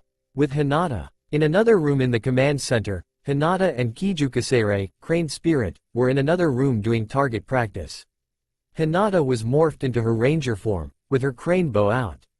Kijukasere was standing next to Hinata in her human form. Kijuki had brown eyes and hair. She was slender with a female athlete's body. Kijuki was giving Hinata tips about her shooting. Hinata was aiming at a target 20 feet in front of her. She concentrated energy into a point on her bow. Without warning, she let the energy arrow go with a light sound. The arrow went forward, piercing the cardboard target through the chest. When Kijuki saw the attack hit, she said, "That was very good, Hinata. I think you're starting to get used to the crane bow. One thing though, I think you need to take your shot faster. As an archer, you're gonna be a long-range fighter. You're also not shooting at still targets. Most will be moving, and you have to take in everything you see with your eyes, aim for a shot, and shoot. You also have to do this very quickly, in case the window of opportunity you'll have will close. Also, another thing I noticed is that you didn't aim for the head. Why was that, Hinata?" Hinata bit her lip behind her helmet. With Kijuki's and Naruto's help, her stuttering was starting to lessen, but wasn't completely gone. She said, "I'm sorry sensei, but I couldn't bear the thought of killing another living being. I know that they'll kill to get what they want, but if I do that also, wouldn't that also make me as bad as them?" Kijuki just looked at Hinata with a blank stare. Then, Kijuki suddenly started laughing. Hinata thought, what is she laughing about? After a while the laughter died down. When it did, Kijukasere said, "A heart so pure. I can't believe one still exists in a world like this one." Hinata, killing is part of being a shinobi, and more importantly, a protector. You might not like it, but you'll have to kill your enemies. If you don't, they'll come back stronger, and with more reinforcements. Think of it this way. The Tenga and Rito's monsters kill because they want to kill people. You kill them to protect those who can't protect themselves. You fight for those who can't fight for themselves. Yes, killing is bad. But the only time you will kill is to protect, not to harm. Hinata heard the words Kijukasere said and held her head down. She took a deep breath and said, "Sensei? Yes. Does it ever get easier?" Hinata didn't need to say what it meant. They both knew she meant taking the life of another living thing. Kijuki said, "No, it doesn't. And the fact that it doesn't is what makes you human." Hinata closed her eyes, blinking back the tears that were about to fall. She thought, "Thanks." Kijuki said, "No problem, kiddo. Also, there's something else you need to do that is of dire importance." Hinata said, "What?" Kijuki said, "You need to show your true strength. When I gave you the powers of the pink crane, I also looked through your memories. In those memories, I saw you hold back in almost everything you did. You didn't do your best on tests because you didn't want to make anyone jealous. You held back so others could feel good about themselves. You seriously need to stop doing that. Think about it. When you spar with your sister, you always hold back. Doing that could be seriously dangerous to her in the future." Hinata narrowed her eyes in confusion. How will not harming her sister now harm her in the future? She thought to Kijuki, "How is that? You're a genin now. Let's say, when she becomes a genin, you will be a chunin and you two still spar. If you hold back, you'll be giving your sister a false sense of strength. You'll have her believing that she's strong enough to take on a chunin by herself, when she actually isn't. That train of thought could get your sister killed on a mission. When people spar, it's to figure out where their weaknesses are so that they can learn from them. In a spar, you're supposed to exploit the weaknesses of your opponent so they can notice and fix them. With you holding back, you're not giving your sister a correct assessment of her skills." As Kijuki went on, Hinata's eyes started getting bigger and bigger in shock and horror. What if she kept holding back on her sister? What if something like her sister's death were to happen because Hinata never showed her the flaws in her attacks? It would be all her fault. Yes, Hanabi is sort of a spoiled brat, but she is still Hinata's sister and she loved her. And the thought of her causing her sister's death was too much for her. She broke down crying on the spot. While she was crying, Kijukasere was saying soothing words to her, trying to calm her down. After a while, she was able to calm Hinata down. Hinata got up and took off her helmet, wiping her eyes from the tears she shed. After that, she said, "Thanks sensei." Kijuki said, "No problem." Hinata said, "By the way, I found out from Kiba-kun that his spirit has the ability to speak all languages.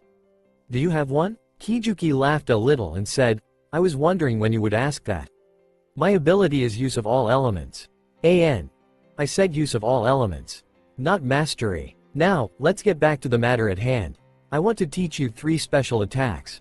You can only do these with your crane bow. Anyway, the first attack is the fire arrow.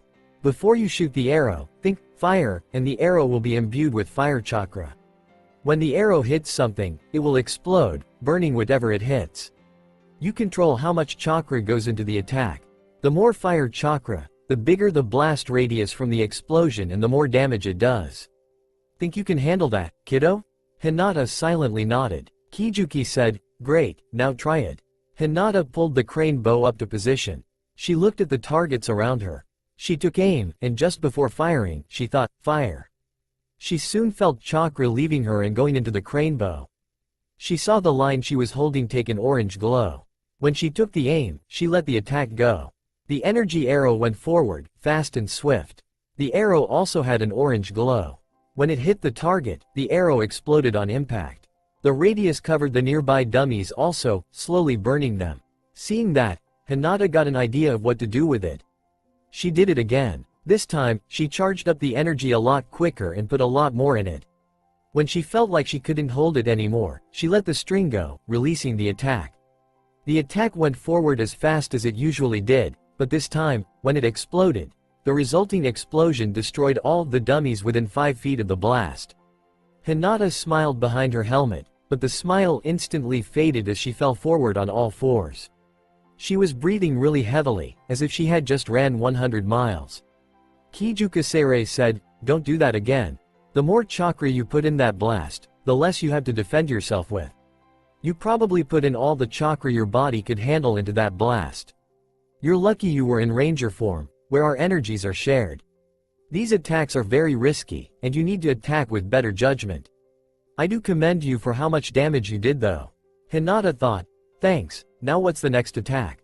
Kijukasere said, hold up kiddo, first I have to teach you a variant to the fire arrow called the blaze arrow. The blaze arrow acts like the fire arrow, but all the power is concentrated on a single enemy. It is very useful in taking down a single strong opponent. Try it, think, blaze, when you attack, and the bow will do the rest. Hinata pulled her arrow and pulled back the string. She thought, blaze, and the string took a red glow. The attack went forward and hit one dummy. When it exploded, the dummy was incinerated on point. Hinata smiled again and said, what's next? Kijuki said, I see that you're always on the move, huh kiddo? The next attack at the frost arrow. This attack, obviously freezes. If not, it will make your opponents move slower as their bodies try to compensate for the quick and sudden lack of heat the attack makes. Anyway, try it now. Think, frost, when you shoot, and the bow will do the rest. Hinata took her position and pulled on the string. She looked at the self-regenerating target dummies and thought, frost. The string started glowing ice blue as Hinata took aim. When she got it right, she let the string go, sending the ice blue energy arrow forward. It hit a dummy, exploding in an icy shockwave, covering the enemies caught in the blast with a thin sheet of ice. Kijuki said with praise, well done. Now Hinata, these ones are a little bit different. There's a variant to the frost arrow called the freeze arrow. The frost arrow is mainly for groups, while the freeze arrow is for one specific person. Instead of letting the blast go out, you focus it onto a single enemy. The blast will only affect that enemy, but will do more damage. Think, freeze, when you shoot, and I'll do the rest. Hinata immediately took aim, and thought, freeze, turning the string a deep blue. Hinata shot the arrow, hitting the target dummy and completely freezing him in a 5-inch thick sheet of ice. Hinata started jumping for joy, praising herself for getting the attack right. Kijuki said, nice, but don't get too cocky now. The next one is the electric arrow. This one electrocutes your enemy and those around him. It will also short-circuit nearby electric appliances. As with the fire and frost arrows, this has a single fighter variant. It's called the lightning arrow. The electric arrow can potentially stun, but the lightning arrow will definitely stun and could mess up the body's electric field and wiring. For example, it could make it so when you try to move your fingers, you move your toes instead. Hinata said, cool. Do I do it the same way as I do the other ones? Kijuki said, yay, now do it. Hinata pulled the string back, thought, electric, and the arrow turned yellow. When Hinata shot it, there was no obvious damage except for some small burns. Hinata chalked it up to the idea that the electric arrow probably attacked the insides, like her Jukin. Hinata pulled the string back again, thinking, lightning. The string turned gold and Hinata let it go. The arrow got embedded in a target and exploded, causing bigger burns than the electric arrow. After Hinata shot the targets, Kijuki said, "Nice job. You're doing really great, Hinata. How about you take a little break and we'll continue training in a little bit?" With Kiba, Kiba was in another virtual reality room of the command center, fighting a group of simulated Tenga hand-to-hand. Ever since the first Tenga attack, Kiba had been training to become better at taijutsu. When the wolf spirit heard of what Kiba was trying to do, he agreed to help. They came to this room and they trained whenever they had free time. Wolf spirit had Kiba wearing weights. Right now, they were at 20 pounds on each limb and 20 on the chest area. With these, Kiba would become faster and stronger. Whenever Kiba got used to the weights, Wolf Spirit would increase them without Kiba knowing. They originally started off at 1 pound, but whenever Kiba got used to them, Wolf Spirit would increase them by about a pound or 2. Now they were at 20 pounds each. Currently Kiba was demolishing the Tenga while the Wolf Spirit, Okamisere, was watching on the sidelines in his human form. In his human form, his hair was black with blue highlights. Wolf Spirit had taught Kiba a special move earlier called the Mega Claw. It was a deadly attack that coated his claws in chakra, extending their reach and making them able to tear through things much better than his regular claws could. He was currently using the Mega Claw and integrating it into his new style that he learned from the wolf called the Wolf Fang Fist style. Y'all knew I was gonna do this. It was a fast-paced close-range taijutsu style. Kiba was the fastest genin of the graduating class, so the style was perfect for him. Leaning back to dodge a fireball that was shot at him, Kiba came back up and jumped at the Tenga who attacked him. He charged up energy into his left hand. To be more specific, the claws on his hands. The claws gave off a white glow and extended to 3 times their original length. Kiba brought the claw around and slashed his opponent with them, yelling out, "Mega Claw." The attack tore the Tenga's armor apart. It even tore off some of their flesh under the armor. The wound was gushing with blood, making the Tenga pass out. Kiba turned around to see the damage done and smirked behind his helmet. He looked behind the Tenga and said, "Now Akamaru." A bark was Kiba's only reply. Then, a blue blur blew through the Tenga. When the blur came through, the Tenga were hit and knocked away. The blur stopped by Kiba and showed itself to be Akamaru. Akamaru was also trained by Okamisere. Okamisere put small weights on Akamaru's body and gave the dog exercises to do to increase his chakra reserves. He also taught a move to Akamaru called the Hyper Sprint. With that move, Akamaru temporarily gained an incredible amount of speed. Whether to relay messages or impale Tenga with his horn in ranger form, was his choice. Akamaru then growled at the other Tenga, intimidating them. He then jumped at one Tenga, tackling it to the ground. Akamaru then used his teeth to tear into the flesh of the Tenga's shoulder. Kiba called on the power of his wolf lance. He ran toward the Tenga with his lance. Kiba jumped into the air, and brought his lance down on a Tenga's head, knocking him out. Akamaru had then tackled another Tenga. Watching Akamaru, Kiba chuckled again. He was using another attack that Okamisere taught him. It was called the Jaws of Death. The attack focused more power to Akamaru's jaw muscles and increased the density and strength of his teeth, giving a lot more power to his bite. It was designed to tear through Tenga's armor and get to their soft tissue underneath. Kiba looked toward one of the Tenga and blocked a punch with the lance. He swatted away 2 more attacks, then smacked the Tenga across the face with the lance. Jumping back from a fireball, Kiba broke his staff in half. He threw each half at each of the Tenga, cutting them on their arms. Kiba then charged forward, using his claws to cut the necks of the Tenga, further doing damage. Kiba picked up the 2 ends of his lance and put them together. He then turned around, blocking the fireballs from the Tenga. He turned to see Akamaru behind them, tackling one. Kiba charged forward, stabbing the last Tenga with his lance, ending this once and for all. Kiba said, "Good boy. We'll have to use that in battle more often." When Kiba was done congratulating Akamaru, Okamisere walked forward and said, "You two did good. But now I have to teach Akamaru and you a few more attacks." Kiba, your attack is called the Wolf Fang Fist. Basically, you dig deep into yourself and channel your inner wolf spirit. That power is then released in a show of brute strength. It is a move that is very dangerous to those on the wrong end of it. It basically gave birth to the Wolf Fang Fist fighting style. Okamisere then transformed to a blue ball of compressed energy. He then flew toward Akamaru and entered his body. He did this to talk to Akamaru personally without Kiba hearing. After a few minutes, Okamisere came out and reformed. He then sent a mental video to Kiba on the move. It showed a young man charging forward, in a weird stance. When he reached his opponent, he started clawing at them with the destructive behavior of a wolf sighting its prey. When he was done, the practice dummy he demonstrated on was nothing but a huge pile of feathers. Okamisere said, "I know Kiba, it is cool, isn't it?" Kiba yelled, "Hell yes. Well then, let's get started on it." When Okamisere revived the Tenga, he had them stand still and taught Kiba the attack moves of the Wolf Fang Fist. When Kiba got them down, he practiced with one of the Tenga. After messing up a few times, Kiba was able to get it right. After a few more standing Tenga, Okamisere proposed the idea of charging the attack up with chakra. Kiba did that, and the first claw attack left gashes in the armor of the Tenga. After practicing with it a few times, Kiba realized that using that too much would get draining after a while. Kiba then decided to up his weights and training regimen to increase his chakra reserves. After a few more tries, Kiba said, "Okay sensei, I think I'm ready for a moving target now." Okami said, "Okay then." Okami moved to the sidelines, then the Tenga started moving. Kiba saw one of them shoot a fireball at him. Kiba brought his hand around. His hand was in a slashing motion. Claws came out of his gauntlets where his fingernails should be. He came down and slashed the fireball, dissipating it. Kiba then charged forward, gaining speed. He jumped and twisted in the air, kicking the Tenga with his left leg.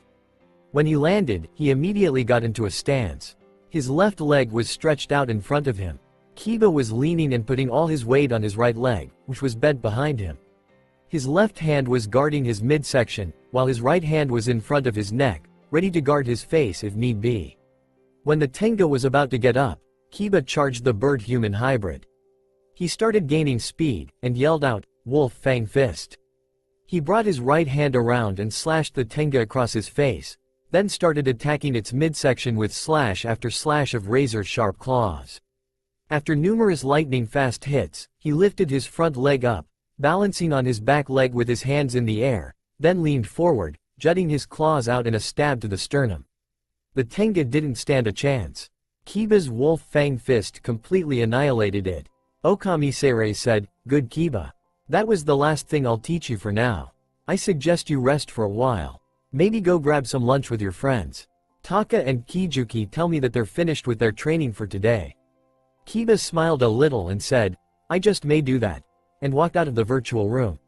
He made it to the main floor of the command center, surrounded everywhere by pedestals of machines. Again, think Power Rangers Turbo.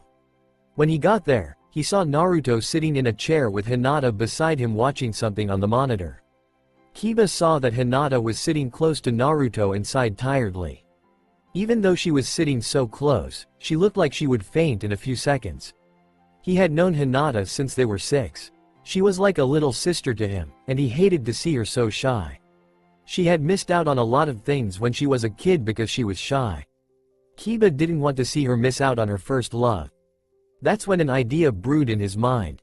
He was gonna get those two together if he had to lock them in a room and forbid them from coming out until they had grandbabies. He went up to Hinata and Naruto and said, "Hey guys, I'm getting hungry.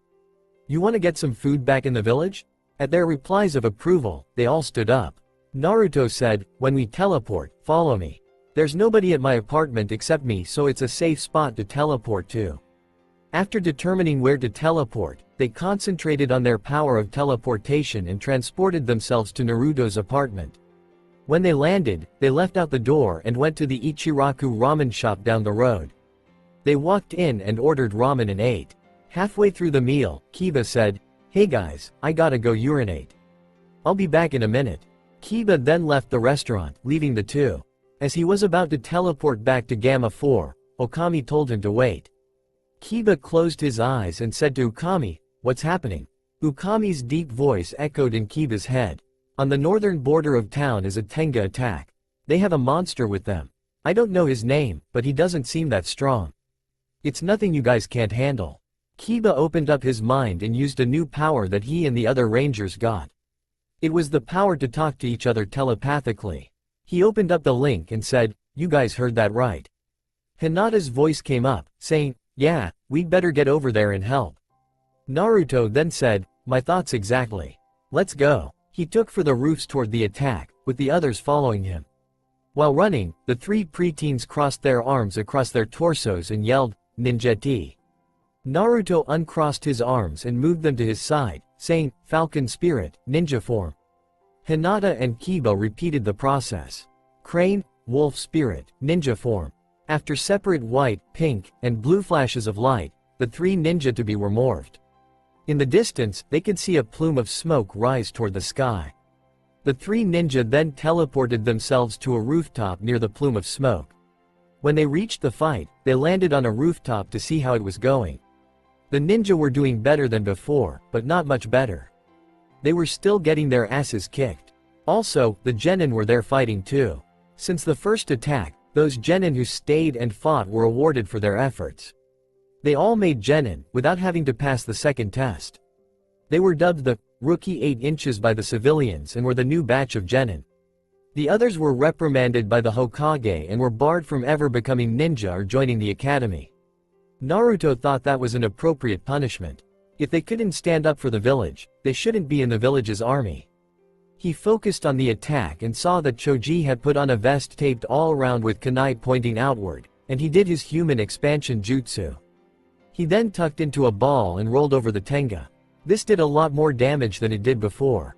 This time the Tenga had puncture wounds in their bodies that were bleeding badly. It looked like Shikamaru learned a new jutsu since before.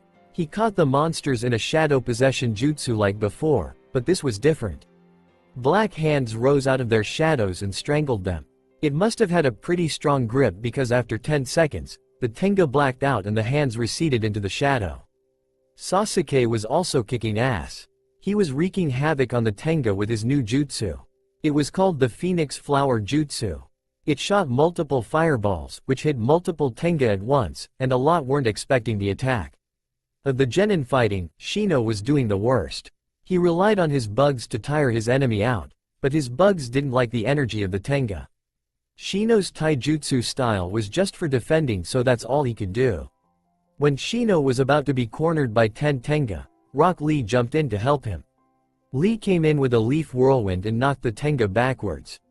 Along with Lee, Shino was able to turn the tides of his battle.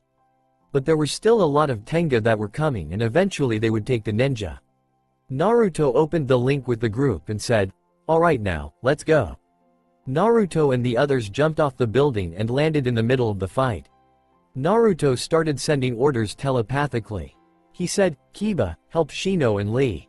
Hinata, go help Sasuke, Choji, and Shikamaru. I'll help the Junin." The pink and blue rangers moved out without another word, listening to the orders of their leader. Hinata ran towards Sasuke's fight, the closest one to her. She saw that he was in a 3-on-1 fight and decided to help him. She jumped into the fight with a kick to the chest of the nearest Tenga. She jumped to Sasuke's side and said, "It's okay. I'm here to help." Sasuke looked at her and thought to himself, who does she think she is? I don't need her help. Or that other guy's help. I am an Uchiha, an elite. I don't need anyone else, I can do this myself. Sasuke turned to the Tenga and said with irritation, "I don't need your help. I can take these bird brains down by myself." Sasuke then ran at the Tenga, intending to defeat them. Hinata sighed behind her ninja mask and thought, this isn't going to end well. Sasuke charged the Tenga and opened with a right hook to the face of the one nearest him. He then buried a left uppercut in its stomach and a right knee in its chest. He then brought his right leg up into a kick to the temple of the Tenga. Unfortunately for the Uchiha, the Tenga ducked under his kick and used its right arm to bury a fist into Sasuke's stomach. While Sasuke backed up a little from the punch, the Tenga gathered energy in its beak and was about to shoot a fireball at the Uchiha's hairdo. Hinata was watching Sasuke's fight with the Tenga and saw that it was about to turn ugly. She thought to herself, I guess this is where I jump in. She ran at Sasuke's fight and got between him and the Tenga, intending to protect Sasuke. She then charged the Tenga, intending to get there before it let its fireball loose. Just as the Tenga was about to shoot its fireball, Hinata appeared in front of it and brought her right foot into the beak of the Tenga and forced his head to point up, the fireball not doing damage to anyone. Hinata retracted her foot, just to kick the Tenga in its chest. She turned to Sasuke and said, "What was that about not needing my help?" Sasuke just grunted in anger and turned to the other two Tenga and started fighting them. Hinata sighed again and muttered to herself, "There's no getting to him, is there?"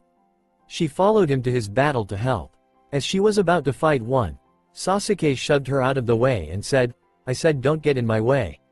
Hinata thought to Kijukasere, what is his problem? She heard Kijuki sigh and say, his pride is getting in the way of his brain. He doesn't want to admit that he needs help, or he'll look weaker in his eyes. Don't pay him any mind. Just save his ass when he's about to die. Hinata said back, okay. It looks like that moment is coming soon.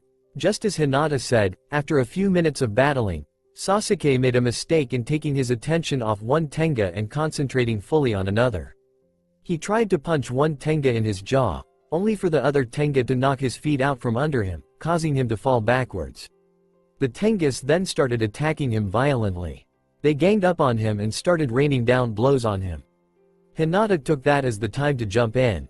She charged and delivered a flying kick to the back of a Tenga. The Tenga started falling forward and rolled from the attack. She then grabbed the other one by its arm and punched it in its chest multiple times. She then kicked it in its head. After she got rid of the Tenga, Hinata went and helped Sasuke up. He struggled to get up, and after getting up on one knee, he shoved Hinata out of the way, saying, "I told you before I don't need your help." He then got up limping, but after a while fell back down. Hinata walked over to him and put a hand on his back. He turned her way and yelled, "I said before I don't need your damn help." Hinata glared at him through her mask and said, "Well, like it or not you got it." She then told Kijukasere to transport her to the Konoha hospital.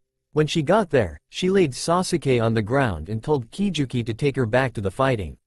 When she got there, she saw that Shikamaru and Choji weren't doing so well. They were surrounded by Tenga. They were also running on empty as they used all their chakra to fight and were exhausted. Hinata quickly jumped into the fight. She said, "Don't worry, I'm here to help." At her arrival, the Tenga started moving in. They were getting closer. From their previous fights with the Rangers, they knew that if one of the Rangers showed up, they were in serious trouble. A few of the Tenga then started battling Hinata. One Tenga came in with a punch, aimed at her face. Hinata saw it coming and easily dodged. She then grabbed the arm, and threw the Tenga onto the ground. Another Tenga charged forward, trying to catch her while she was open. But that Tenga only caught the bottom end of her boot into its mouth. Hinata then waited until another Tenga came forward to fight. She dodged his kick, his punch, then caught his other punch. She then twirled him in a circle, and let him go.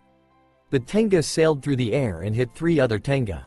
Shikamaru saw what Hinata was doing and thought to himself, she's mainly just defending. I can see why. With the number of enemies she's fighting, if she tried to attack them all head-on, she'd die quickly. But she's taking advantage of their missed attacks and defeating them. Choji saw what Hinata was doing and felt something like sadness well up in him. He thought to himself, this is the 3rd time these mysterious people had to save us. Are our ninjas so weak we must depend on complete strangers to help us? And when they come to save our asses, we're nothing but burdens to them in battle. Well, I won't be. Not anymore. I'm not gonna put my life into the hands of complete strangers and hope they save me. I'm gonna make sure my own power is enough to save myself and my friends. While Choji was having his inner monologue, Hinata was still defending herself against the Tenga. She could keep up her dodge and attack efforts all day, but she doesn't have anything to kill them with, so they would just keep getting up and attacking her again. While Hinata was concentrating on the Tenga, she could see, she was about to be attacked by one behind her. Choji was looking in the direction she was at and saw the Tenga. Choji thought to himself, now is my chance. Choji grabbed a kunai from his pouch and wrapped an explosive tag around it. He then threw it at the Tenga, hitting it right in the back of the head. The kunai got lodged in its head, just as the explosive note exploded and got Tenga brain guts on everyone around, including Shikamaru and Hinata. Kijuki, who was watching the battle, said, "Oh great, now you're becoming like Naruto too." Hinata looked sheepish and said to Kijuki, "Sorry." Hinata then continued on with the battle. Although she wasn't able to kill any Tenga, she was able to knock them unconscious. When there were only 2 Tenga left, the Tenga backed away from Hinata. All of a sudden, their arms grew wings and they took off. The Tenga were a lot faster in the air than on the ground. They zoomed past Hinata and took the 2 genin she was protecting. The Tenga holding Shikamaru said, "Haha. You can't get us now, Crane. We rule the skies. And you can't fly." Hinata looks at them and said to her inner crane spirit, "What do I do? Any kunai I throw up there will just be dodge. Or they might move Shikamaru and Choji in the way of the weapons. I can fly, but I can't move as well as them." Kijuki heard the worry in the voice of her acolyte and said, "Don't you worry your pretty little head. Just let me take over and I'll get them for you." Trusting Kijukasere, Hinata let her take over her body. Hinata closed her eyes a little, and when they reopened, they were glowing pink. Kijuki was now in control. She said, "I have the spirit of the crane. Of course I can fly." Kijuki bent Hinata's knees, and took off at the Tenga like a bat out of hell. She sped through the air like she'd been doing it all her life. She went for the Tenga holding Choji and punched him in the face during his momentary lack of defense at her flight ability. She then grabbed Choji by the back of his shirt and threw him at the Tenga holding Shikamaru. The Tenga couldn't move out of the way in time and fell under the strain of the boy's weight. As the Tenga fell, Kijuki flew toward the falling boys and grabbed the back of their shirts. She then gently sat them down on the ground. As soon as they were on the ground, Kijuki gave back control to Hinata. Before speaking, Hinata said to Kijuki, "You have to teach me that sometime." Kijuki chuckled a little and said, "All in time, my little one." Hinata said, "You two alright?" Shikamaru said, "Yeah, I think so." He and Choji had a few cuts and bruises, but nothing lethal. Hinata said, "Okay then. But you two better get to the hospital, just in case." Hinata then said to Kijukasere, "Teleport these two to a hospital." In a flash of white, Choji and Shikamaru were gone. They reappeared in the hospital, leaving Hinata alone on the battlefield. With Kiba moved over to Shino's and Lee's fights to see that they were doing badly. They were doing better than Shino did alone, but not by much. Since Lee could go on the offensive, they were better able to defeat the Tenga. But the Tenga had numbers on their side. Shino had just blocked a punch from a Tenga and grabbed the arm, holding the Tenga in place. Lee came forward and jumped. He twisted in the air, and with a yell of, "Leaf Whirlwind," he knocked the Tenga unconscious. More and more Tenga came to attack the duo. Kiba saw them being completely overwhelmed. He said to himself, "I guess I jump in now." He jumped off of the building he was standing on and right into the middle of the fight. He grabbed the nearest Tenga to him and punched it in the face. He then twisted around, kicking a Tenga in the temple. He grabbed another Tenga, then punched it in its stomach, then the face, and threw it into a crowd of other Tengas. Kiba turned to Shino and Lee and said, "I'm sorry. Mind if I interrupt?" At Shino's and Lee's head shaking, Kiba continued with his attack. He jumped into the crowd of Tenga, extracting his claws and doing damage. He would basically twist around with his claws out, tearing open who or whatever got in his way. The Tenga were able to avoid the claws, but the unlucky Tenga were hit. One of the Tenga got behind Kiba and grabbed him around his waist. He hoisted Kiba up in the air, so Kiba's feet couldn't reach the ground. When Kiba tried to swing his arms backwards to hit the Tenga, 4 more came up and grabbed his arms and legs.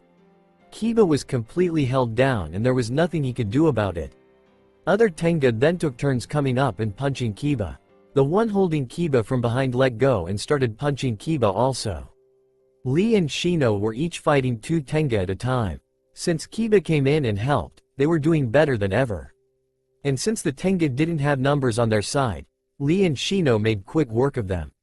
But they looked over to see that Kiba was in trouble. Lee ran toward the Tenga, gaining speed. He then jumped in the air and let loose a flying sidekick, yelling, "Dynamic entry." His yell of surprise made the Tenga holding Kiba's left arm turn around a little. That mistake got him kicked in the side of the face. The Tenga got knocked away for a distance and skidded on the ground, letting Kiba's hand go in the process. But Lee wasn't done there.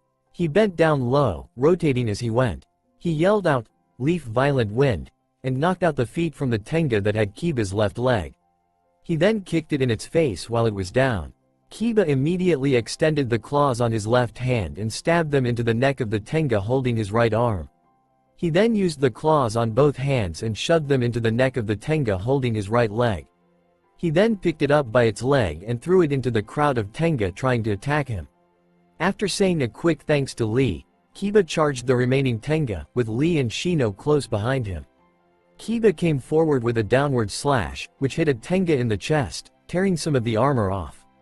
Shino, who was close behind, jumped over Kiba and kicked the Tenga in its chest as it was staggering backwards, breaking more of the armor. As the Tenga was falling, Lee jumped over the both of them and nailed the Tenga with a leaf whirlwind, breaking its neck. Kiba jumped on another Tenga and dug his claws in its neck, purple blood spurting out and getting on his suit. Kiba paid it no mind and kept going around, stabbing, slashing, and killing any Tenga he could. Lee and Shino were teaming up, taking the Tenga out one by one. Shino would take out the Tenga's defenses, while Lee came in and finished them off. Working as a team, they completely dominated the Tenga. Kiba turned to where the others were to see that Hinata was done with her part, and they both moved to help Naruto. With Naruto, after telling his team what to do, Naruto himself moved out. He jumped off the building and into the battle of the Junins. He started looking around to survey how they were doing. Most of the Junin weren't doing that good. Mainly Asuma, Kurenai, Kakashi and Guy. Asuma and Kurenai were working together. Somehow, Genjutsu worked on the Tenga. Kurenai was putting them in small Genjutsu, then pulling out kunai and aiming for their temples, easily killing them. Asuma used these weird weapons that were like knuckle knives. They had this small blue aura around them, and when the aura came into contact with a Tenga, it completely sliced their armor. Kakashi had a small tanto in his hand. He was going around, using that blade to slash apart the Tenga. The weird thing about the blade was that when it slashed, it left a white aura behind, which disappeared. The blade was also very powerful. It sliced the Tenga up like Asuma's knuckle knives. Asuma, Kurenai, and Kakashi were using dangerous weapons to destroy the Tenga. The last Junin, Maida Guy, wasn't using a weapon. His speed combined with his power, Guy could destroy and go around the defenses of the enemy and snap their neck with a single kick or a chop. He didn't need one to destroy the Tenga. These Junin were kicking ass. Seeing them in battle reminded Naruto just why they were the best at what they do. The Junin were making quick work of the Tenga this time. They had seen the Tenga's fighting style in the last battle. A week before this attack, the Hokage sent them a private message to remember the way those Tenga fought, saying that they might need to fight them again. Obviously, he was right. Seeing them fight, Naruto knew that they didn't need any help. But Naruto didn't think that it was fair that the Junin got to have all the fun. Seeing a Tenga about to sneak up on Kurenai, Naruto decided it was time to jump in. Smiling behind his mask, Naruto jumped off of the building top and glided towards Kurenai. Kurenai was busy working with Asuma. She had just put a genjutsu over a Tenga and Asuma came in with his knuckle knives and eviscerated said Tenga. When he was done, he looked over to Kurenai to congratulate her on a good job. But he saw a Tenga rushing up behind her. He yelled, "Kurenai, behind you." Kurenai turned, but she was too late. The Tenga had already shot off a fireball and it was too close for her to dodge. She closed her eyes, waiting for the pain from the attack. But it never came. She looked around and saw that she was 10 feet in the air, being held by Naruto. Flying back down, Naruto dropped Kurenai down and landed next to her. He said, "I thought you could use a little help." Kurenai said, "Thanks." Naruto replied, "No problem, now we have to handle these freaks." Naruto charged the Tenga that attacked Kurenai, with Asuma and Kurenai behind him. Reaching the Tenga first, Naruto punched it in its face, knocking it off balance. Kurenai then came forward, moving around Naruto and kicking the Tenga in the chest. Asuma pulled up the rear, rushing forward with his knuckle knives, tearing the Tenga's armor. Naruto's presence caused the Tenga to look toward the trio. 10 Tenga stopped their fights with Junin and rushed toward them. Naruto said, "It looks like their boss put a hit out on me." Asuma said, "Need a little help?"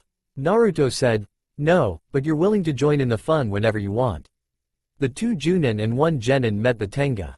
Naruto ducked under a kick from a Tenga and rolled forward, leaving the Tenga to one of the Junin. Naruto blocked another kick and pushed the foot away. He then punched the Tenga in its face. He ducked under a punch from another Tenga and elbowed it in the face. He blocked and grabbed a Tenga's fist as it tried to punch him. Naruto then pulled it towards himself, making the Tenga off balance. Naruto held on to the fist and used it to twirl the Tenga around and hit the surrounding ones. After hitting the surrounding Tenga, he dropped the one he was holding onto and kicked it in the face. Naruto blocked a fast jab from a Tenga, then blocked a kick and another punch. Seeing the Tenga about to kick him again, Naruto barely ducked under it. He swept the Tenga's feet out from under it, making it land on the ground on its face in a heap. When he stood back up, Naruto was hit from behind with a fireball. Turning around, Naruto was about to attack the Tenga, but Asuma beat him to it. Asuma used his knuckle knives and stabbed the Tenga in its stomach. Naruto jumped up and levitated in the air, looking over what was happening. He saw that Kurenai and Asuma had taken out the Tenga. Naruto thought, those knuckle knives and kunai do some damage. Looking around, Naruto saw that Kakashi and Guy were back to back with 20 Tenga surrounding them. Naruto turned to Asuma and Kurenai and said, "You think we should help One Eye and the Jolly Green Giant?" The two chuckled a little, but Asuma said, "Yeah, we should." Naruto then concentrated and asked Takeseirei to teleport the 3 to the other 2 Junin. When it was completed, they were standing right next to the other 2 Junin. Naruto gave a half smile and yelled, "Everyone take 4, and charge." The other 4 Junin followed. Kakashi pulled out his tanto and used it to cut through a Tenga's armor. He used the blade to block a punch from the Tenga and slashed it again, further damaging its armor. Seeing an opening, Kakashi stabbed the Tenga through its chest. Kakashi ducked under a punch from a Tenga and sliced its ankle, damaging it. Kakashi then pulled his tanto up and stabbed the Tenga through the head, making it fall to the ground dead. Kakashi then focused chakra into the blade, activating the special ability of the tanto. He ran toward a Tenga, who shot fireballs at him. Kakashi started slashing each fireball and then stabbed the Tenga through the chest. The blade went in the Tenga's chest, cut through the armor and its skin and muscle, and anything else in its way, and came out of the Tenga's back. Kakashi pulled the blade out and sensed a Tenga coming from behind him. Kakashi waited, making it look like he wasn't the wiser. When the Tenga jumped at him, intending to kill him, Kakashi focused chakra into the blade and brought the blade around, slicing the Tenga's head off. Guy charged his own Tenga and jumped in the air. He kicked a Tenga in its face, knocking it into 2 other Tenga. When they got up, Guy ducked under the punch one threw and landed an uppercut in a Tenga's chest. Guy stood up to his full height and chopped the back of the Tenga's neck. When a Tenga tried to punch him, Guy brought his foot up, kicking the bird's fist away. The Tenga then tried a kick, but Guy kicked the Tenga's leg, stopping the attack. The Tenga tried another punch, but Guy kicked the punch out of the way, then brought the foot across the right side of the Tenga's face. He then brought his foot back across the left side of the Tenga's face. Guy then brought his fist up and punched the Tenga in its face. He broke the Tenga's beak and knocked it out. Guy looked over to the other Tenga and charged them. He ducked under and dodged the fireballs of the Tenga, making it look like child's play. When he got up to the Tenga, they were about to shoot off another blast. Guy jumped in the air and yelled, "Great Leaf Whirlwind." He brought his foot across the Tenga's face, making the Tenga do a 360-degree spin in the air, knocking it out. He ducked under the fireballs that a Tenga shot at him. Showing a small amount of his true speed, Guy disappeared. The Tenga couldn't keep up with his speed. He reappeared under a Tenga and kicked it in the air, knocking it out. Asuma ran at his Tenga, using his knuckle knives. Even without using his wind chakra, his knuckle knives were something to fear. He jumped over a fireball that a Tenga shot at him, coming down with his knives stabbing one Tenga through the head with the left one.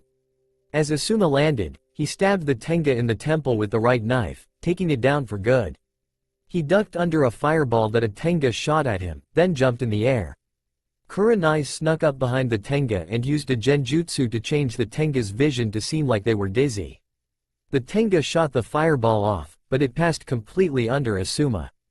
Kurenai then pulled out a kunai and stabbed it through its head. She turned to her left, spying more Tenga trying to attack her.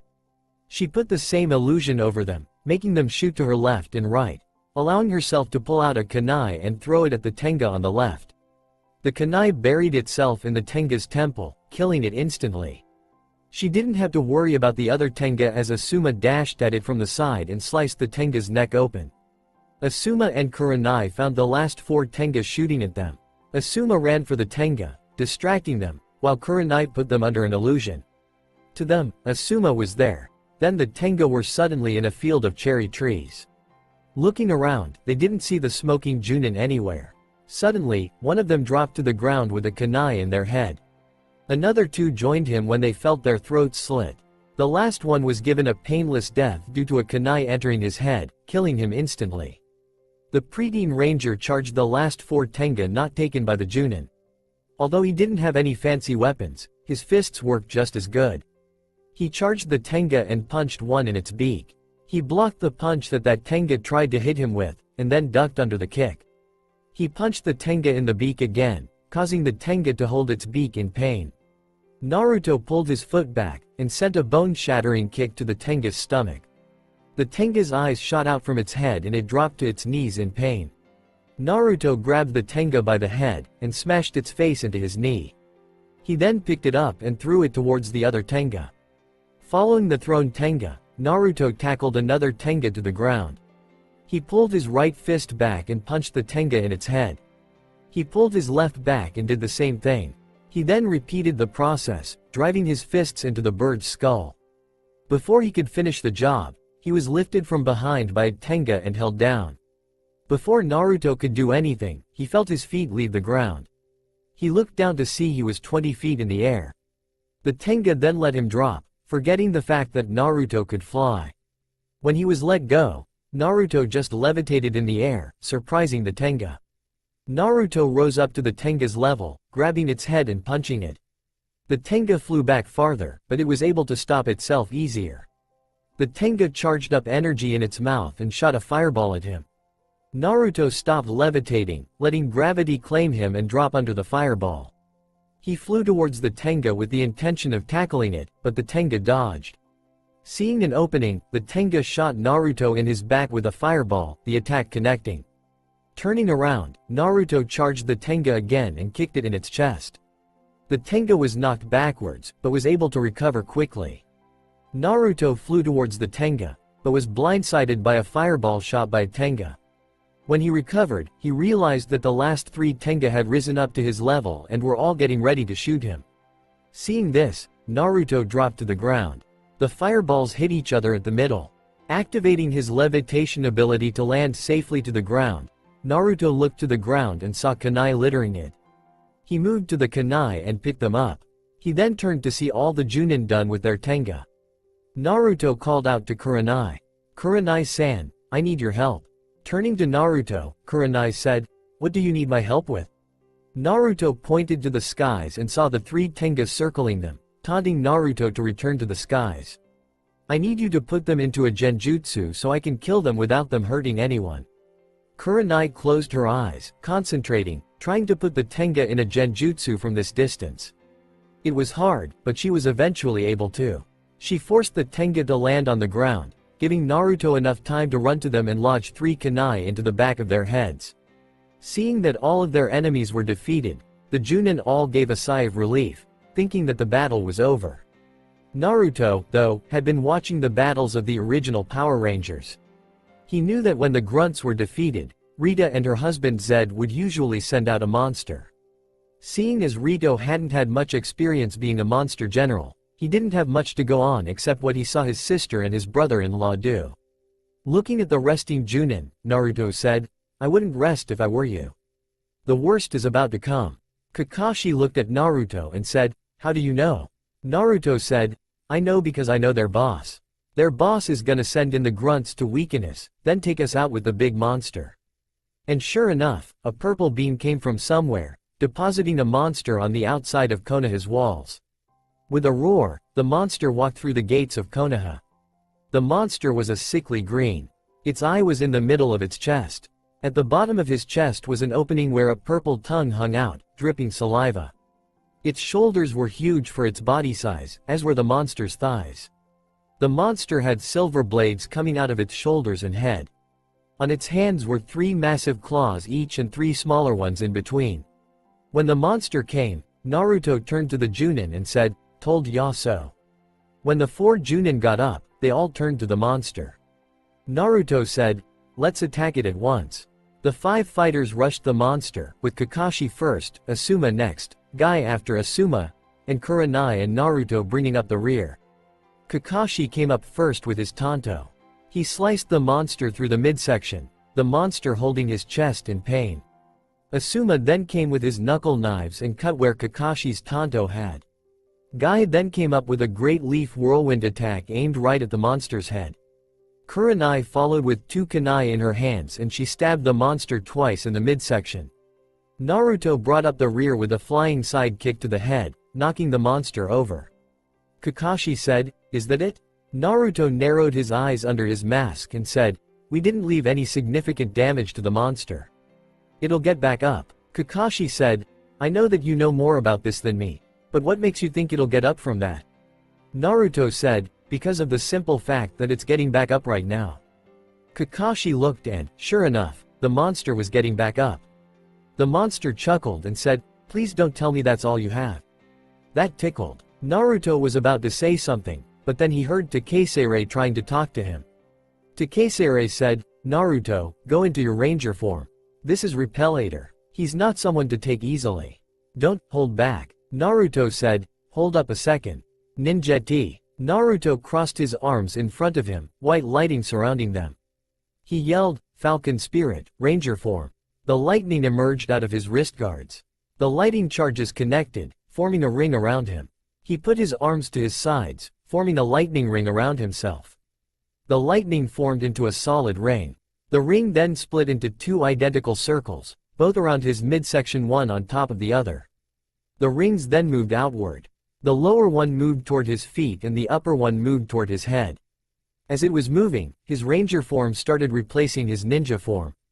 After the rings reached their destination, they disappeared, their job of morphing Naruto into ranger form complete.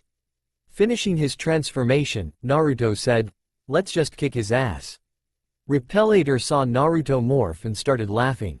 He said, "So the leader of the Power Rangers decided to show his face, huh?" Naruto said, "Less talking, more ass kicking." Naruto, without warning, sprinted forward, the other Junin half a step behind him. Naruto drew his sword and jumped at Repellator. He focused chakra into the blade, and swung, yelling, "Judgment Cut." The crescent of energy sailed forward, hitting Repellator in the chest. Naruto landed right in front of Repellator, slashing him across the face, sending him stumbling back a little. Kakashi dashed forward, trying to cut Repellator with his tanto. Repellator quickly recovered from Naruto's attack and blocked Kakashi's tanto attack. He then slashed Kakashi across the chest, sending him spinning to the ground. Naruto rushed to Kakashi's side, helping him up. He said, "Use the tanto's special ability. That might hurt him more." Naruto turned back to see the other Junin behind him. He said, "I'll lead, you guys follow." Naruto held his sword up vertically with the blade facing Repellator. He said, "Slice them to ribbons, Takesere." With that command, Naruto's sword started to glow white and gold. It then broke up into hundreds of little pieces. Naruto pointed a finger at Repellator, and the blades took off. They surged forward, cutting Repellator again and again. Naruto turned to Kakashi and yelled, "Now!" The Junin charged forward, intending to hit Repellator while he was distracted. Kakashi came forward with his tanto and activated its special power. He slashed the monster through the chest, damaging it. Asuma then came forward with his knuckle knives. He stabbed the monster in its chest, knocking it back. Kurenai came forward with a kick, knocking him off balance. Guy then came in, yelling, "Great Leaf Whirlwind," and kicking the monster in its face. Naruto then sent his blades into a tornado, tearing and damaging the monster. When it all ended, the monster was knocked down. The Junin regrouped, ready to fight again. Naruto said, "We damaged him, but not to the point where he's dead. He'll get back up soon." A voice behind them said, "Well, if he does get back up, we'll be here to knock him back down." Turning around, Naruto saw the other 2 additions to his ranger team. Kiba and Hinata were there in their ninja forms, ready to do battle. He telepathically said to them, "Morph into your ranger forms for this." I don't think he's done yet. Kiba and Hinata both crossed their arms in front of their chest, yelling, "Ninjeti!" Wolf, crane spirit, ranger form. After morphing, they turned to Repellator, waiting for him to get back up. He got up, looking to see all three armed rangers and Akamaru. Naruto smirked behind his helmet, yelling, "Rangers, attack!" The three ran forward, with Akamaru leading them. Using his hyper sprint ability, Akamaru charged forward with his horn in front. He stabbed Repellator in the chest, purple blood leaking out and Repellator yelling. Kiba charged forward, yelling, "Mega Claw," and slashing Repellator across the eye. Repellator then let loose a blood-wrenching yell. Kiba saw where he attacked and yelled, "Guys, his huge eye is his weak point. Attack him there." Naruto said, "Good going, K-Blue." Almost blowing their cover, he charged forward, with Hinata standing back. He had his sword in his right hand, and got into the position for a streak. He charged up the blade of the sword with a judgment cut.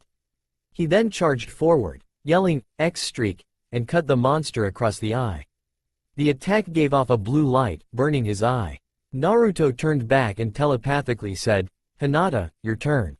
Hinata took aim at his eye, getting the crane bow right on point. She pulled the string back, and then yelled, "Blaze Arrow." The attack sailed forward, but Hinata didn't give it time to hit. She pulled the string back again, and let it go, yelling, "Freeze Arrow." That one went forward, but Hinata pulled the string back a third time. She then let it go, yelling, "Lightning Arrow." The three elemental arrows sailed forward, all hitting Repellator in his eye. His eye was burned, froze, and shocked. Repellator let out another scream and fell down. The Rangers turned to their enemy. They were getting ready to deliver a final blow. Before they could though, a purple beam shone on Repellator. All of a sudden, he disappeared. Kiba yelled, "What happened?" Naruto said gravely, "Rito was watching the battle. He saw that we were about to kill Repellator, so he rescued him. He's probably gonna send him back when Repellator gets better. Hopefully, that won't be until a long time." Hinata said, "So what do we do until then?" Naruto said, "We rest. We regroup. We get stronger, and we wait. There's nothing we can do." Naruto then continued telepathically, "Besides, we gotta get some shut-eye. Tomorrow we have to go to the academy and they'll announce what teams we're on." Naruto then asked Takeseirei to teleport them and the Junin to the hospital. When they got there, they saw the rest of the Konoha 8 there, all healed. Naruto said, "Once again, I'd like to thank you all for your help. You all performed greatly today. Hopefully, next time they try to strike, we can repel them as successfully as we did this time." Naruto and the other Power Rangers then disappeared in flashes of their respective colors.